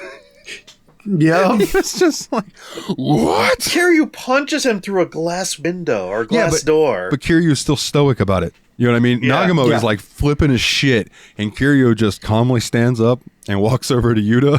Just punches him. Fucking socks him through the fucking door. And then stands over him as he's surrounded by broken glass and goes, "Do you know why I did this?" And proceeds to lecture him as to why he got punched through a glass door. Freaking Kiryu, man. I've learned to love that man. That scene comes... I love that scene gets called back twice in the game, too. Yeah. You think he'll be all right? Oh, yeah, because at one point, Date-san is like... Date's like, well, you were okay with him? that? And he's like... Well, I had to punch him through a glass door first. And then it, like, towards the end, like, Haruka's like, fucking... he's a really good kid. Yeah, Kiryu, I know. Really? Because he told me you punched him through a glass door. Kiryu's like, about that. Oh, dude, yeah. And you don't really get to dwell on that long because the rival Yakuza Mafia shows up. Same family, but they're all like against the Hiroses for some reason. I don't remember because it's been 2 months. But so you end up fighting them, and then you got to go get on the boat to go to the shipyard. And that's the moment where it was emotional to me watching Yuta come running up and being like, no, I don't want to abandon this. I want to, that's my kid, basically. And Kiryu being like, all right, you son of a bitch, get on the boat. It was just, it's such a good game, dude. That was not the first time that Kiryu just accepted that somebody was like, I'm going with you. Yeah. Not the last time either. Dude, I gotta bring up a really, really emotional part from the beginning of the game. By all means. Oh, just because, and it's not really all that spoilery because it happened like pretty much in like chapter 2 or so. But you're in the hospital, visiting Haruka, and she's still in a coma at this point. And Date brings Kiryu into a nursery, and that's where we have Haruto's reveal for the first time. Well, a good friend of ours, Akiyama, is also there. And Kiryu just lays eyes on Haruto and is like, I need to take him. I need to get him out of here. Like, and then social services shows up, and they're like, we're bringing this kid to an orphanage. And Kiryu's like, not happening. And so Akiyama closes the door on the DCF worker and tells Kiryu, I know what you're thinking. You can't do this. You cannot escape with this kid. Like, you need to let the authorities handle it. You just got out of prison. Like, you need to chill. And Kiryu's like, no, I'm taking this kid. And then next thing you know, freaking the words Shun Akiyama come up on the screen. I legit had to pause the game and be like, no, I don't want to fight him. I was like, I think you wrote me. You're like, I don't want to fight Akiyama. Yeah, and legit. Like, I took a screenshot of his name on the screen. Kiryu going to punch him. Akiyama going to kick Kiryu, and I left it there for a minute. And I had to walk away because I'm like, I don't want to fight Akiyama. I had to play as Akiyama. That was your favorite character. I love Akiyama. Yeah, dude, that's not the first time too, because you also have, there's a point where you also have to fight Yuta, and like same thing. Name comes on the screen, and I'm like, I don't want to fight this kid. But that hit me hard. Like seeing somebody that I actually played as and got emotionally attached to now is somebody I have to beat the shit out of. You're gonna love Majima everywhere. Oh, fuck! I forgot that in the early games you fight him a lot. The one of my favorite scenes included Akiyama in this game, and it's at the end, and it's when he sits down with Date in the bar. Oh, this is... And I'm not going to talk about what they talk about, but they have a conversation about what happened to Kiryu, and Date gives him the spiel, and then it shows you what really happened, and Akiyama afterwards is like, so you're still going to give me that story, huh? well, I hope one day in the future, enough time will have passed that you can tell me the truth. And then he finishes his drink and he walks out, and Date just sit there and staring at his scotch. It's probably or I assume sake. a Japanese whiskey now that I'm thinking about it, probably not scotch. And it could have been bourbon? No, it was a brown drink. It probably was scotch. They had a lot of scotch at that bar. well, and it just that's how the game fades, right? That's the final scene, isn't it? Mm-hmm. Is Akiyama being like, I hope you tell me one day, and then he leaves and you kind of know already? Man. No, that's not the final scene. There's like 2 more scenes. Yeah, after that. there's another very heartfelt scene as the final scene. Yeah.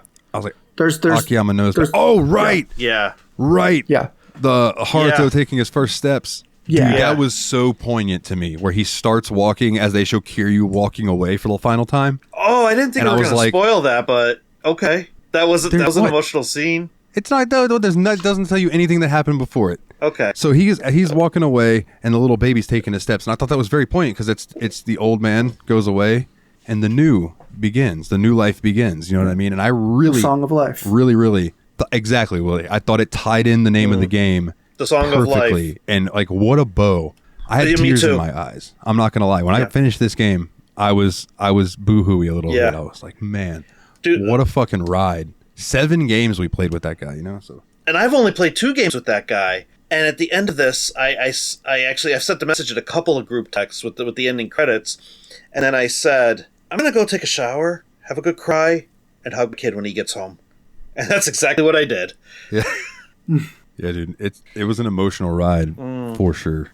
And now I'm just fired up to go back to 0. Because now that I'm like attached to these characters, now I'm ready to go back and see how it all began. Yeah. And I think you'll enjoy it more now, knowing who Kiryu is, having knowledge of Majima. Yeah. Like, I think going back to 0 will do you good.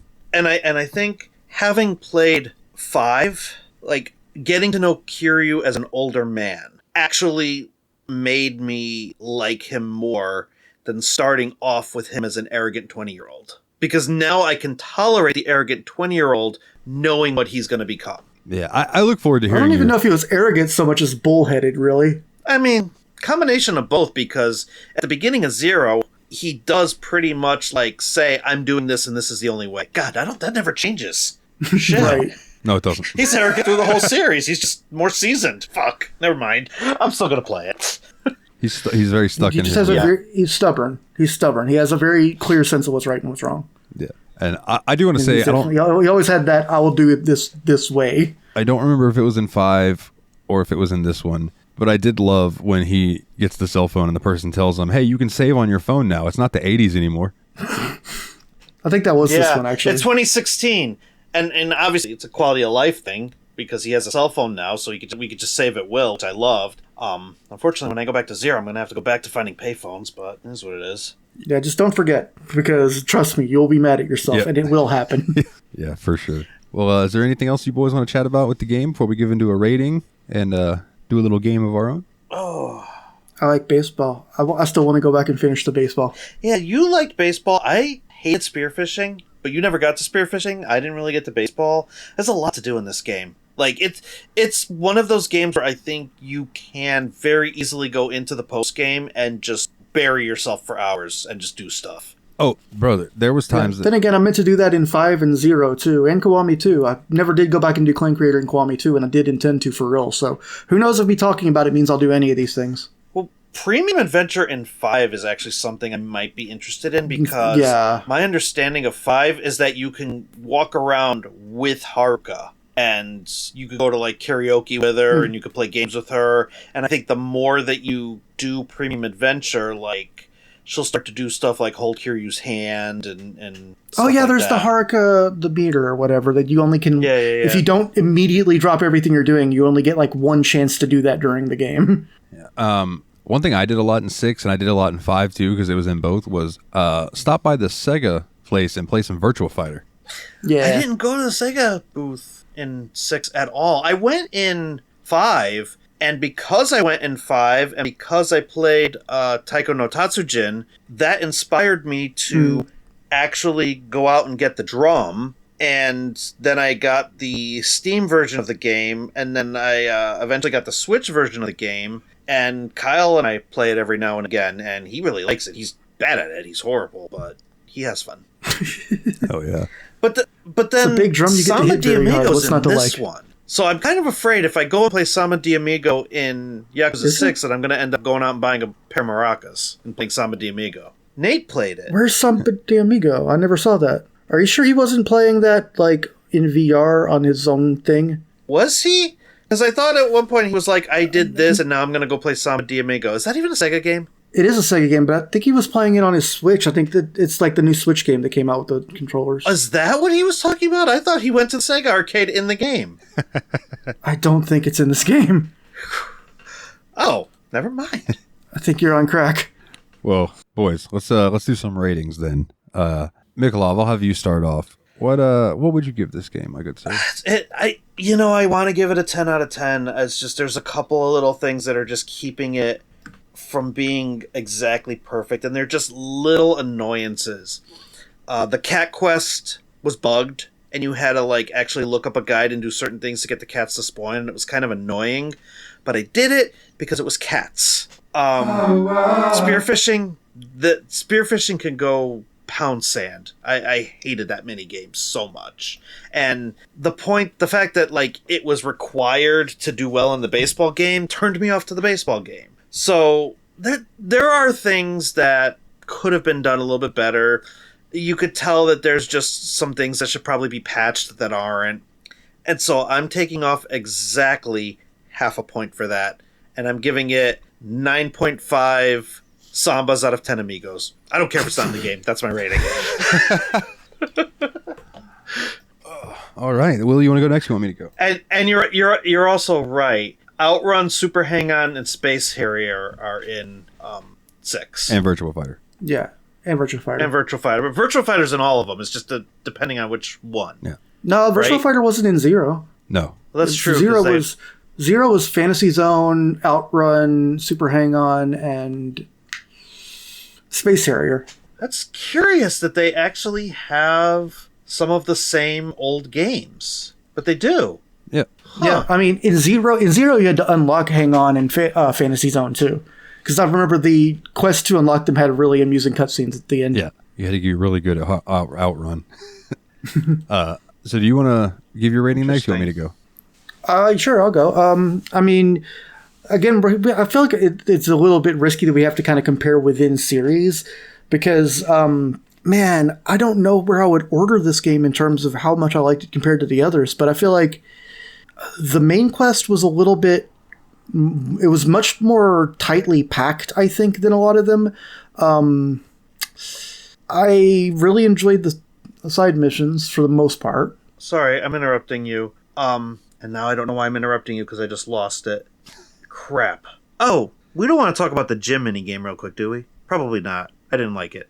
The rezap thing? Mean, I didn't really mess with that much. I did it once, and then I never went back. Apparently, that's a way you could level up. I'm sorry. Continue. That was pointless. I did not need to interrupt you for that. My bad. That's cool. I wasn't in the middle of my rating or anything. You invited me back on. Yeah, I said it was okay. I didn't invite you. You asked. You asked me. Kidding. Well, I think we did. Me. Yeah, I think I did ask you, actually. You said you got to the end of 5, and I'm like, well, maybe there's time for you. What kind of microphone are you using right now? I'm just trying to piss off Dalton at this point. Continue. I'm sorry. Some of the side missions were pretty good. Some of them weren't. That's kind of always the case. I got more into more of it than I thought I would. I still, it still doesn't quite compare to building cabaret clubs and stuff in Zero and stuff, but how's it gonna, I did actually kind of... I enjoyed the leveling up system in this game more than most of the others, even the ones that also used multiple different flavors of experience points. I still think my favorite leveling up system was basically the cash sphere grid in Zero, though, just because that one seemed like the most obvious what's going on. Because, I mean, the way this game works, it encourages you to play side games in order to get green and purple experience points. But in Zero, that encouraged you to do business to get money so you could build up your strength, so you can go get further in the game, so you could get better at business. Which is really fun. Yeah. I think in the end, I mean, I really liked it. I think combat-wise, especially towards the end, once you get pretty well equipped, it feels like one of the more fluid and enjoyable combat systems, and it's going to be really striking to see us completely abandon the Dragon Engine's first flavor of combat for its second flavor in Part 7. Yeah. Because those physical skills are no longer going to carry over. I think I'm going to give this a score of... yeah, well, you're struggling. 9.25. No, I was just gonna I was trying to think of a funny measurement. Oh, I'll say and I screwed up truncate silence for you. Yep. You want to mess with my rating a third time?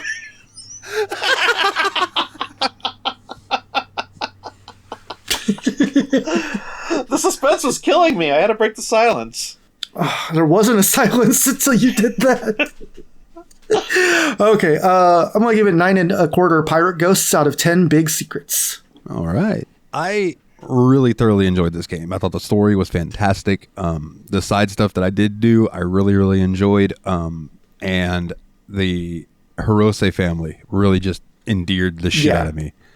Really good cast of characters. I was thoroughly, like, there were some things that I saw coming because we've played a lot of Yakuza at this point, but they were still able to get me on some things, and I'm really impressed by that. But I think at the end of the day, I still prefer 0, and I gave 0 a 10. So I'm going to give this a solid 9.5 songs out of 10 lives, because it's fucking good. It was a good game, and it just makes me want to play the series more. And we have one last review from Nathan, who was not able to appear on the episode, but did write in. So I feel like I'll read my brother's scores. Go for it, good sir. His final thoughts. It was a really good game. Thought they introduced a really fun family in Hiroshima. The twists were fairly predictable, but that might just be because I've played 6 Yakuza games before this one. It loses points because I wish they would have committed harder to the ending, and the main minigame in this one did not appeal to me at all. Nothing will touch Zero's cabaret clubs. I give it 8 Jingon Mafias out of 10 Sayo Triads. Hell, I can't disagree with the cabaret club thing. Like, I was addicted to doing cabaret club.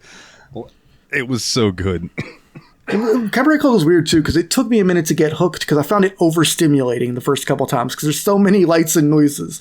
I think I said it was like sticking your head inside of a pinball machine. Yeah. And that's before I was even playing that much pinball. The studio was actually trying to, when making these games, keep the time period into account, because the 80s going to a cabaret club would be something to do, right? Whereas in 2016, you're going to web cafes instead. And you're having very similar experiences that you might have had in the cabaret club in 0, but you're having them in front of the computer at the web place. Oh, I agree. I think that's why they had so much fun making 0 in the first place, was they got to kick back and do an 80s edition and like make fun of like the idea that cell phones will be a big thing one day. Yeah, that guy. Oh my God, that guy. I loved that. That was such a fun little character. Well, before we do house cleaning and get up out of here, gentlemen, I do have a game for us, and it is a winner stays on. Are y'all familiar with the concept? No. All right, so what I did is I compiled a list of all the games that at least the majority of the hosts gave 10s, right? And the winner stays on is we're going to start with 2 games, and y'all will pick one, and then it moves on, and it gets compared to the next one, and so on and so forth, until we have a final game. All right, now. Okay, so we do this individually, though. Right? We don't have to make a consensus, do we? I mean, you can. I was going to say this might be a little harder for Mikolov because he's going to not have played a bunch of these. But yeah, I mean, you guys can either do a consensus or I can be a tiebreaker, like if y'all can't decide. However you want to do it. It's your game. Yeah, let's do. I say let's do consensus. All right, so. Okay. Let's see. Your first 2 choices. And these first couple, you note neither of you were on. So, Wonder Boy, The Dragon's Trap, or Bug Snacks? Which one moves on? I remember listening to the Bug Snacks episode. I just don't remember what you rated it. Oh, that doesn't. They rated it 10. That's why it's in the game. Yeah, that doesn't matter. That's why it's in the game. All of these got 10s. Oh, they all got 10s. Yeah, so it's basically just picking one, and then we'll move on to the next one. Okay, so Wonder Boy. Sounds like your Mountain Dew's wearing off a bit. Yeah, it might be. I also had a Dunkin' Donuts that's also wearing off. Oh boy. So Wonder Boy. It's midnight. Wonder Boy, we'll The Dragon's Trap, Bug Snacks. I mean, I'm really curious about Bug Snacks, and I feel like it's the higher ceiling proposition of the 2 games. But I already know I like Wonder Boy, so I'm leaning towards that. What are you thinking? I remember Dalton talking very positively about Bug Snacks. Like, especially, like, the grand reveal of that game. All right. Well, we'll kick it to a tiebreaker then. What do you think, Dalton? Between those two, I had a lot of fun with both of them, but I think I did prefer Bugsnax over Wonder Boy. So yeah, that seems reasonable. So Bugsnax moves on. That was coincidentally one of the first Steam Machine episodes I listened to. Really? Yeah. A good starting point. Oh, well, that's what's up. So we got Bugsnax, Psychonauts. Oh, if I already said that Bugsnax seems like one of those games I'm really curious about that seems really high ceiling, that's how I feel about Psychonauts times 50. Yeah, I think they enjoyed Psychonauts more than Bugsnax. All right. So Psychonauts moves on. Now remember, this isn't about what we enjoyed. This is just about what you guys think is the best game. Oh. So Psychonauts, Persona 4. Persona 4, god damn it. Yes, Persona 4. Psychonauts. Gonna make you pick again, man. Sorry. Persona 4 is a better game, but I think Psychonauts is more approachable. But for this, I'm going to go Persona 4. Nice. But goddamn, Psychonauts is so good. If you have not played that and you're listening to this, please drop what you're doing right now and go buy that game. It's so good. The only reason I haven't played it is because one of these days we're going to do a redo episode on it. Absolutely. All right. Persona 4, Cuphead. I'm still saying Persona 4. This is one of those ones where I know I'm going to get shot down, but I really do feel like Cuphead is much more my kind of game. So I am actually going to go with Cuphead because I feel like I got really good at Persona 4. And I still have a very high ceiling to get better at Cuphead, and I don't know. And I prefer other Personas over Persona 4, so I'm going to go Cuphead. I'm just kind of surprised because it's the first time that we split the vote and you agreed with mine. So every other time you just Mikulov's. All right, so Cuphead, Hollow Knight. Hollow Knight. All right, Hollow Knight moves forward. We're actually in the games that we've definitely both played. Yeah, now we're getting into the stuff that y'all would know. Hollow Knight. Doom 2, Hell on Earth. Uh-oh. Hollow Knight. Doom 2. Oh, god damn it, y'all. All right, I'm going to flip a guitar pick for this one. I feel like you have stronger opinions about this one. You can't be flipping a coin. You're supposed to be the tiebreaker. If I have stronger opinions on this one and I'm going with what I enjoyed playing more, I'm going Doom 2. That's fair. Okay. Hollow Knight's good. It annoyed me a hell of a lot more than Doom 2 did. Okay. Once I figured out that I didn't have to run all the time in Doom. Doom 2 does have some annoying levels, I'm not going to lie. Oh, yeah, no. I'm not disagreeing there. All right, Doom 2, Hell on Earth, Portal. I'm sticking Doom 2. I am too, but man, Portal's a really... The only reason I'm not going to immediately jump on Portal for one of these is because I know Portal 2 is also coming, and that's the better game in every way. All right, so we're sticking with Doom 2? Mm-hmm. Yeah. Right. Doom 2, Dragon Quest XI S, Echoes of Elusive Age. Oh, how can you do that to Willie? Yeah, the problem is I never actually went back and finished like the third act / post game part of Dragon Quest XI. Believe it or not. Yeah, that almost sounds like every time it's time for a revisit because I really want to play that game. If I play it again, I'm going to play it in 2D. Yeah, that's fair. Yeah, I also would love to try the 2D version of it. I mean, I'm going to go Dragon Quest XI just because of my own personal preference, but I know that's going to hurt Willie's soul, and I feel bad about that. I mean, I'm going to keep saying Doom 2 unless you really knock me for a loop, probably. Or I choose to abstain from one. And so far I haven't. Game. That's your Final Fantasy XIV. Yeah, that's kind of the problem. This is going to be the one I keep voting for until it gets tie-brokered off. Yeah. Well, I hate to tell you that moment is now, but I'm an RPG boy. And if he's picking Dragon Quest, I got to go with Dragon Quest. All right. That's why I knew my decision was going to hurt Willie, because Doom 2 is his game. Like, that's his comfort food. Well, it just makes future votes easier for me because now they're not as difficult. Or not because they're not as easy, so they'll be easier. Yeah.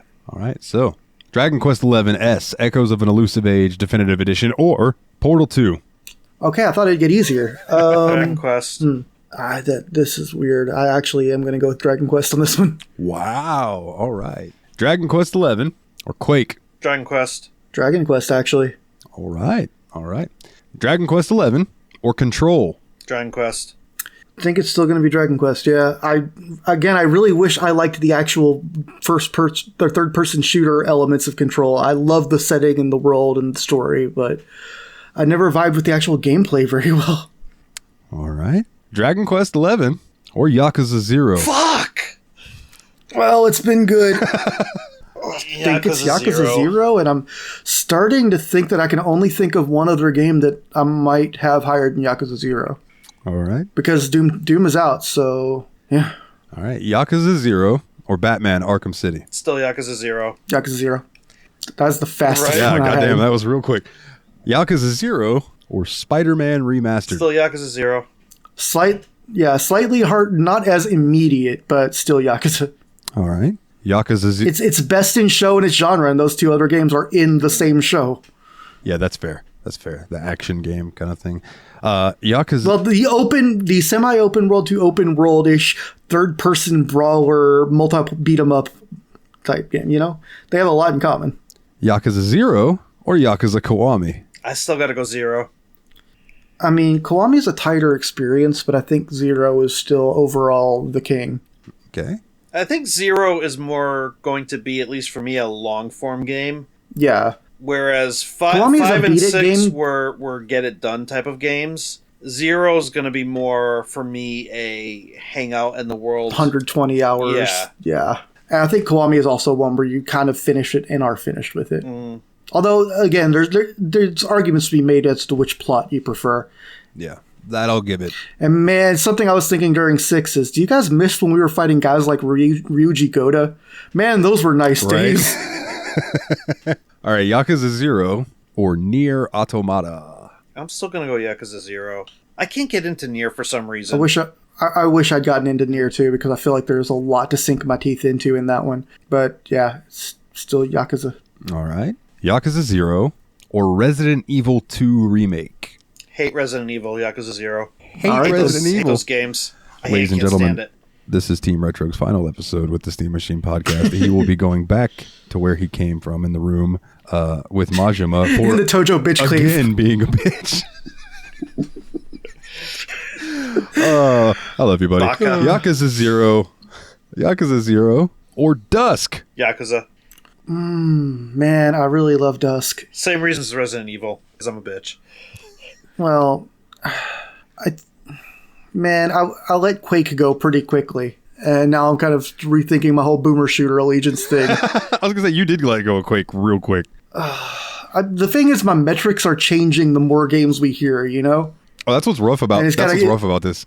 Yeah, is what factors I'm comparing are changing each time, and it's just making it like if you did the questions in a different order, you'd have a different result probably. I plan on doing another one of these, but with the games that we've ranked the worst. I think that would be fun too. I'm still going to stick with Yakuza 0. I mean, I love Dusk, but especially if you consider the number of hours I have in each game compared to the length of a playthrough, Dusk is like a lot higher. All right, then let's see. Yakuza 0 or Yakuza Kiwami 2? Still 0. Oh, that one also got perfect scores? This one's harder for me.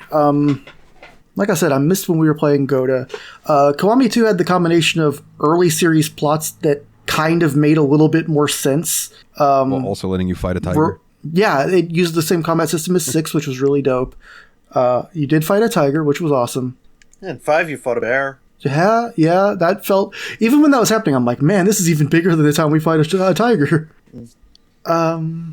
Shit. I still think I've got to just go with the fact that I don't think... Even though I really liked Kiwami 2, I don't think Zero's been beaten. I don't think that there's a better game. All right. And so I feel like as it's currently sitting on the throne, if we're playing King of the Hill, I feel like you have to do better than almost tie to win. We don't know what his last couple games are, though. I think I know what's coming up next, and I think there's... Depending on how he made this list, basically. Well, I mean, judging by what you guys just said, this one should be relatively easy. Is Yakuza 0 or Yakuza 4 A lot remastered? of Yakuza's got 10 out of 10 in this show. I didn't remember us giving 10 all the way through on 4. No, it's not. These aren't all the way through. These are at least majority 10s. Oh, okay. Okay. So it might be 10, 10, 9.5, 10, 10, 9, something like that. Okay. But it has at least majority 10s. There are some of these that are straight 10s, and you know that. Yeah. I honestly don't think 4 competes. Yeah. I mean, maybe I really liked it at the time, but I don't remember why. Maybe it's not as fresh in my mind. And Zero made a bigger keep total in mind, impression. 4 is still probably running on the old engine. Oh, Yeah. 4 was a PS3 game. Yeah. Yeah. All right. Yakuza 0 or Monster Hunter World? Ooh. Monster Hunter World. There we go. You found it. Well, at least we're going to finally get to ship one back to you, because I really did love Monster Hunter World. It was a heck of a game. Towards the end, I do think that, unfortunately, it stops being a game of doing new stuff and enjoying new content, and more a bit of a grind, repeat, MMORPG type game almost, and I think Yakuza 0 stays fresh the whole way through. So that's Yakuza and I've enjoyed Monster Hunter since Freedom Unite on the PSP, and I will go back and play a Monster Hunter game any day of the week. So yeah, we got to throw this to you, Dalton, and we already know that Monster Hunter is going to lose. I mean, I'm very likely to start playing World again soon. I don't hate it. It's just not my favorite thing in the world. But yeah, I'm picking Yakuza. So Yakuza moves on. And at least we got to vote again. I do want to say, though, my time playing Monster Hunter World with you guys was very fun. Yeah, I really I had a great time playing with you guys. It's just like, mechanically, that's not something I'm going to go play by myself. I mean, it is more fun with the group anyway. Maybe I just enjoyed showing off because you guys were still learning the mechanics of the game, and I was just going there like, Insect Glaive! Well, I mean, I do want to play it again sometime soon, so, you know. All right. Me too. I still have to finish Iceborne. Oh, yeah, I never finished Iceborne either. All right, we got one. And I have Wilds while you're figuring out the last couple on the list. I have Wilds on PS5, and I don't like it. Yeah, I'm hearing mixed things about Wilds. People don't think it's not very performant compared to World. It's like optimized like garbage, and it just doesn't feel right for a Monster Hunter game. It's just I tried, and for me to say that a Monster Hunter game is not good is really saying something because that's my series. All right, boys. There we got 5 left. All right. Yeah, and there's a couple on here that I'm really looking forward to. Yakuza 0 or The Legend of Heroes Trails in the Sky First Chapter? I'm still going Yakuza 0. That's a fun one. I have a feeling you probably thought that would be a harder one. I mean, boy, that's a really good game, but I mean, I think replay value wise, Trails is a one and done. Actually, I'm really looking forward to it. But that's the other thing about Trails. Which is why I'm holding off on playing that game. The thing about Trails being a one and done is it also immediately leads into the next game, and I feel like there's a lot of not replay value, but new play value in that series too. Like, I'm considering it like a trailhead to the series, whereas Yakuza 0 I'm recommending it based on the single game. I would say I would recommend anyone even considering these games go play them. Yeah. Both of them, if you think you might like them, go play them. They're both 100% recommends. I'm going to go 0 in the end. Okay. Yakuza 0 or Elden Ring? I'm still going 0. Yeah, that's the one. This is the one that I've been waiting to come up. I thought it would be one of those two games or Doom 2 if I was keeping my own separate list. For the sake of my own blood pressure, I will not play Elden Ring. Because I know myself and I know that I will get visibly and physically angry if I play that game, so I just don't. This is crushing. I really feel like me not voting for Elden Ring is because I haven't got far enough in it. Like, I haven't seen all of the beauty yet, and I know I'm going to love what's left of it. And I haven't got there yet, and I already know what I love of Yakuza 0. So, again, it's very possible it's a better game, but based on what I know, I'm picking 0. What would you have done if that came to a tiebreaker? For Elden Ring and Yakuza 0? Yeah, because to me, that's the hardest vote we were going to have. It would have been harder for me to pick between Trails and Yakuza 0, but like Elden Ring is really good, but I feel like Yakuza 0 is a more approachable experience for everyone. Whereas Elden Ring... That's true, but I think Elden Ring isn't as ball-bustingly inapproachable as people think it's going to be, just because the open world lets you choose a different path, find new stuff, go a different way. Like, you don't have to throw yourself headfirst into the same thing over and over again like you do in Dark Souls. Yeah, but you're still going to get your dick kicked into the dirt an exponentially more amount than you will in Yakuza 0. I mean, yeah, so that's if it's true. like, if that's the type of like thing, but like as far as gameplay wise, they're real close to, because like Elden Ring is a masterpiece and Yakuza 0 is a storytelling masterpiece. I mean, if I'm rating the game by overall gameplay, it wouldn't just be fighting gameplay, because if it was just the fighting, Elden Ring would win. It's all the other shit you can do in Yakuza. Yeah, 100%. Yeah, I was gonna say, I feel like Yakuza 0 is a good, like, or is going to be for me a good, like, sit back and relax and play some of the mini games or go to the cabaret club or whatever. Whereas Elden Ring, like, if I'm gonna sit and play that game, it's that's gonna a be because focused I want experience. to get, yeah, that's because I want to focus and get good and learn mechanics and all that. There's a lot of just fun exploring in that game too. It's just sometimes you go exploring and you go, oh, okay, I need to go out of here now. Now, Willie, I don't think you played either of these next two games, but you were present when me and Nate talked about them. Yakuza 0 or Cleanie's Windows Service? Definitely Yakuza 0. I played Cleanie's Windows Service. Did you? Oh, okay. Then it's the other one that you didn't play. I think I was the one that found it. I thought that you didn't get around to playing that one. There was one. No, it might have been. It might be did. the other one on the list that you didn't get to play then. No, I totally did, because I remember thinking that game was like probably one of the best examples of free to play like horror game we'd ever done, just because the premise of it was really good and the way the gameplay worked was actually hand in hand with telling the story. Yeah, it was fantastic. Like, it was amazing. It also is an indie freeware game and was rated a scale of 1 to 10 on Halloween night, not on the whole list. So this isn't a question for me. No, I knew these were going to be easy, but I included them because they had the 10s. I mean, it was fun to consider. I wonder what would have happened if Cleanies was mentioned earlier. Not much. No, it's not a long game. It's like it takes like 10 minutes to play that whole game. Yeah. All right, Yakuza 0 or Don't Take This Cat Home. I didn't play that one. That's the one I didn't do. I mean, I listened to that episode and I was intrigued by the thought of the scary cat, but I'm still going to stay Yakuza 0. Seems like a neat game. Yakuza 0. Yeah, I didn't expect those two games to beat out any of the other games on this list. But literally 0 out of 10. But Don't Take This Cat Home I included, and Cleanie's Window Service, just as a testament to those were two free horror games, and they are in this league of other games, right? Granted, I also it's also believe the separate almost like judging it separately for the free stuff, but at the same time, right? We played a lot of little free horror games, and those are the cream of the crop. Yeah, okay. Though, yeah, if we're just talking about the other ones, like, yeah, they compared to the rest, like even beating out a cricket game. Why am I blanking on the name? Cricket, like the sport? No, Cricket, the visual novel. Oh, Higurashi. Thank you, Higurashi. You meant Cicada, but that's close enough. Oh, yeah, Cicada, we all just declined to rank. We declined to rank that one, right? We gave it a weird esoteric score. That's right. We didn't rank it because it wasn't a real game. Yeah, that's right. I think it was like, no, this is an excellent novel. If you want to go read it, it's really good. But yeah. I think we just chose not to rate it as a video game podcast, basically. Use these mod packs.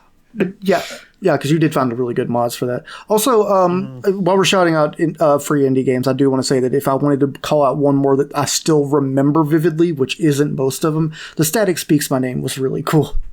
Oh yeah, the one where you're in the little house and there's the paintings everywhere of the two palm trees and the shrimp tank. Yeah, bro, that fucking you get just doing your little objectives, and then it gives you that one objective that just made my skin crawl, and I'm like, whoa, what?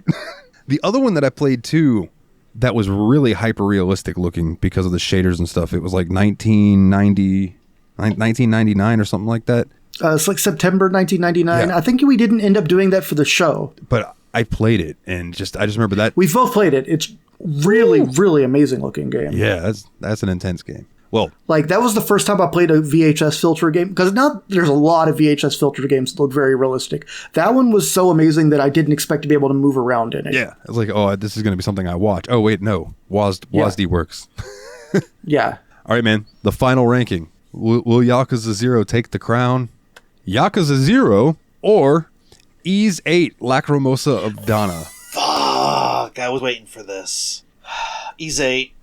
I think it is going to just be the case that our podcast's #1 video game recommendation is Yakuza 0. Break that tie, Dalton. Oh, it's all you. So here's my thinking, right? I've played. This would have been a very different vote with Nathan around. It would have been. I originally planned this game with the three of you. We're going to be doing this. So hopefully we can wrangle him in for the next one with the worst games. So I have 2 games invested with Adol. I've done Yakuza 7. Oh my God. I've not Yakuza 7. That's coming later. That's a different Y. Yeah. I've done Ys 7, which was originally a PSP game. And me and Ryan did that in the early days. And then I've done I've played Ys 8. I own all the other Ys. And if you listen to our Patreon section, you'll know that is high up on our list of other series that we'd like to check out that are sagas. Yeah. The one that's voted against it so far, is the one that brought it up. Mm-hmm. But I have now 7 games under my belt with Kiryu. I got to witness We're going to miss that fucking his guy. entire story. And knowing that there's only like 1 game left with Kiryu as the main protagonist to kind of let you know what's going on between when his story ends and where they currently are. I got to give it the Yakuza 0, man. I feel like it's only fitting that the beginning of our journey comes full circle at the end of the journey. Does that make sense? I'll just take my first steps now. Oh, God, I wish we didn't have shit left to do, because that would just... Perfect. Yes, exactly. Now we take our first steps into the Yakuza after. The next chapter. The afterlife. The spin-offs. Yomi. Yeah, now we're going to trek into Yomi. Oh, man. Yeah, so, I mean, we're not done with the Yakuza games because we still got 7. We got 8. Yeah, but now we're going to be meeting our friend Ichiban Kasuga, I believe his name. And I have played the first 10 to 20 minutes of Yakuza 7 before I decided, actually, I'm going to go back and play the early ones first. Yakuza 7, I'm not even going to tell you what it is. I'm just going to tell you, it opens up full speed ahead. Nice. I'm hoping so. And you will be laughing within 5 minutes. Like, good. Oh my God. The opening of that game. I need that after 6. Yeah. It's like a fucking tone change.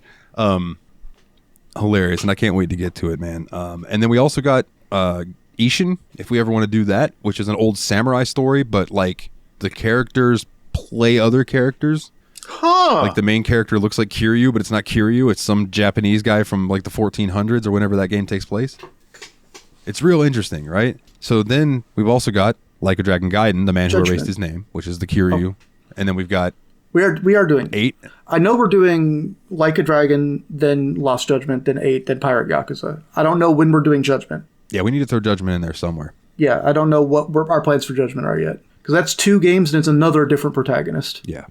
And it might be that maybe, just to break things up, we dive into 7 and do the turn-based game, and then maybe go back to doing the action games, and then by that time maybe 8 will have been on sale and a little cheaper than it's been, and we get it for a little cheaper. We'll figure that out. We'll call it on the fly. Well, you roped me into this series for sure. Call it in the ring, bud. Well, maybe by the time we get to the next one we play, you'll have finished 0 and can give your fresh eye view of it. Oh yeah, absolutely. I'm actually looking forward to going back to see where it all began.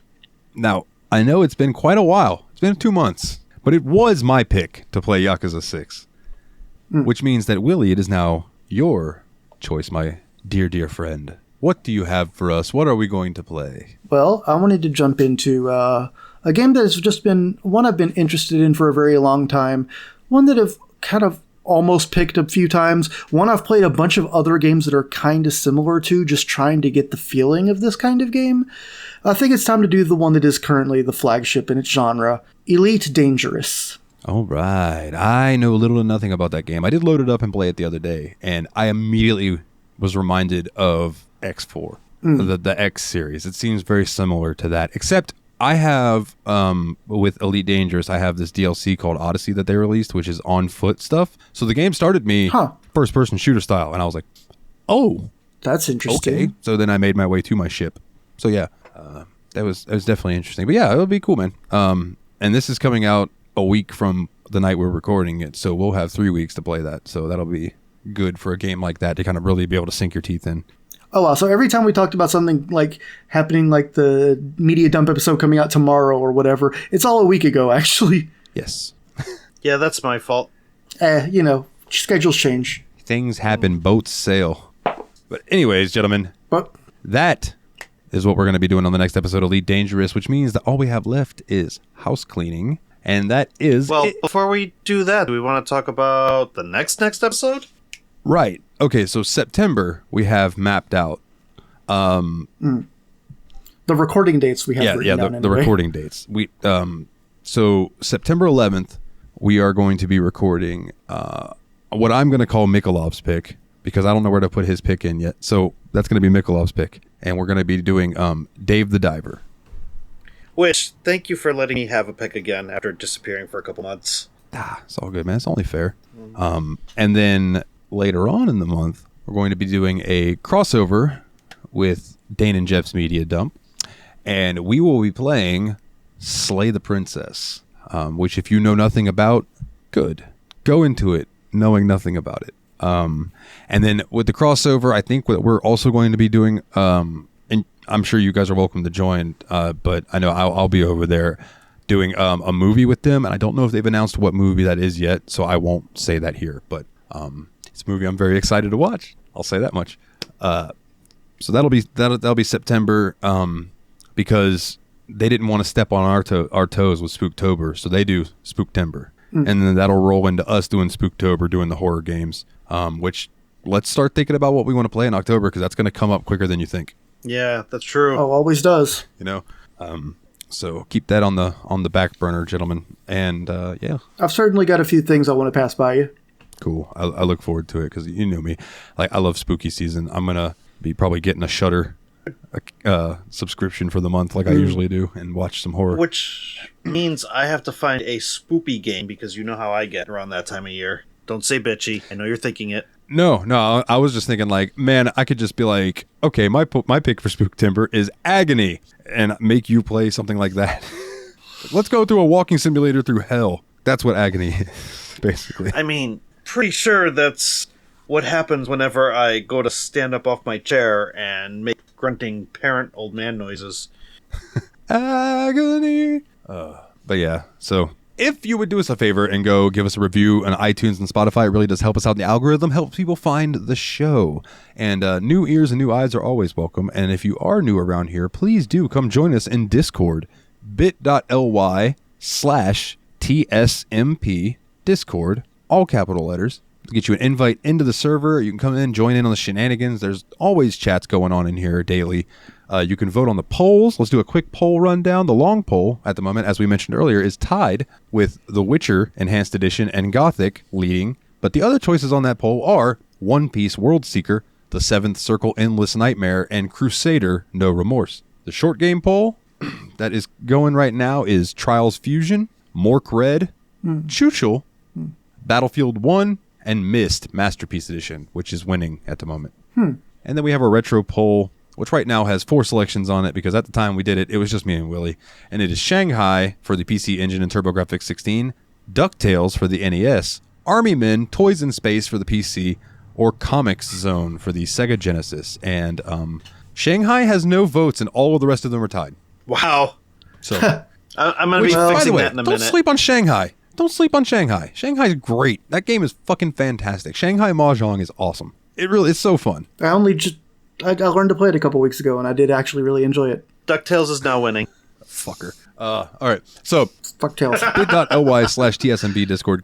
Come join in on our shenanigans. If you want to donate to the show, which means a lot to me, helps me keep the lights on, like this light that's on right here. That is patreon.com/The Steam Machine Podcast.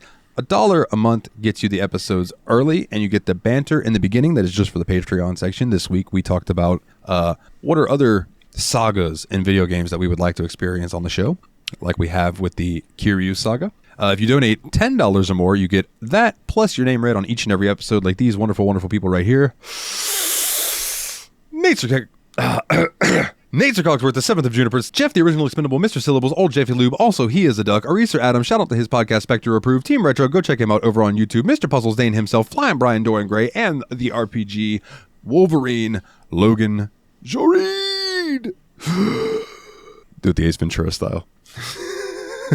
So yeah, also shout out to JRPG Report, your weekly to bi-weekly JRPG news show that I put out there for you. Shout out to Grumpy Jeff's Pro Wrestling Power Hour. That'll be coming out soon. Shout out to Dane and Jeff's Media Dump. I'll be sitting in with those boys more often these days.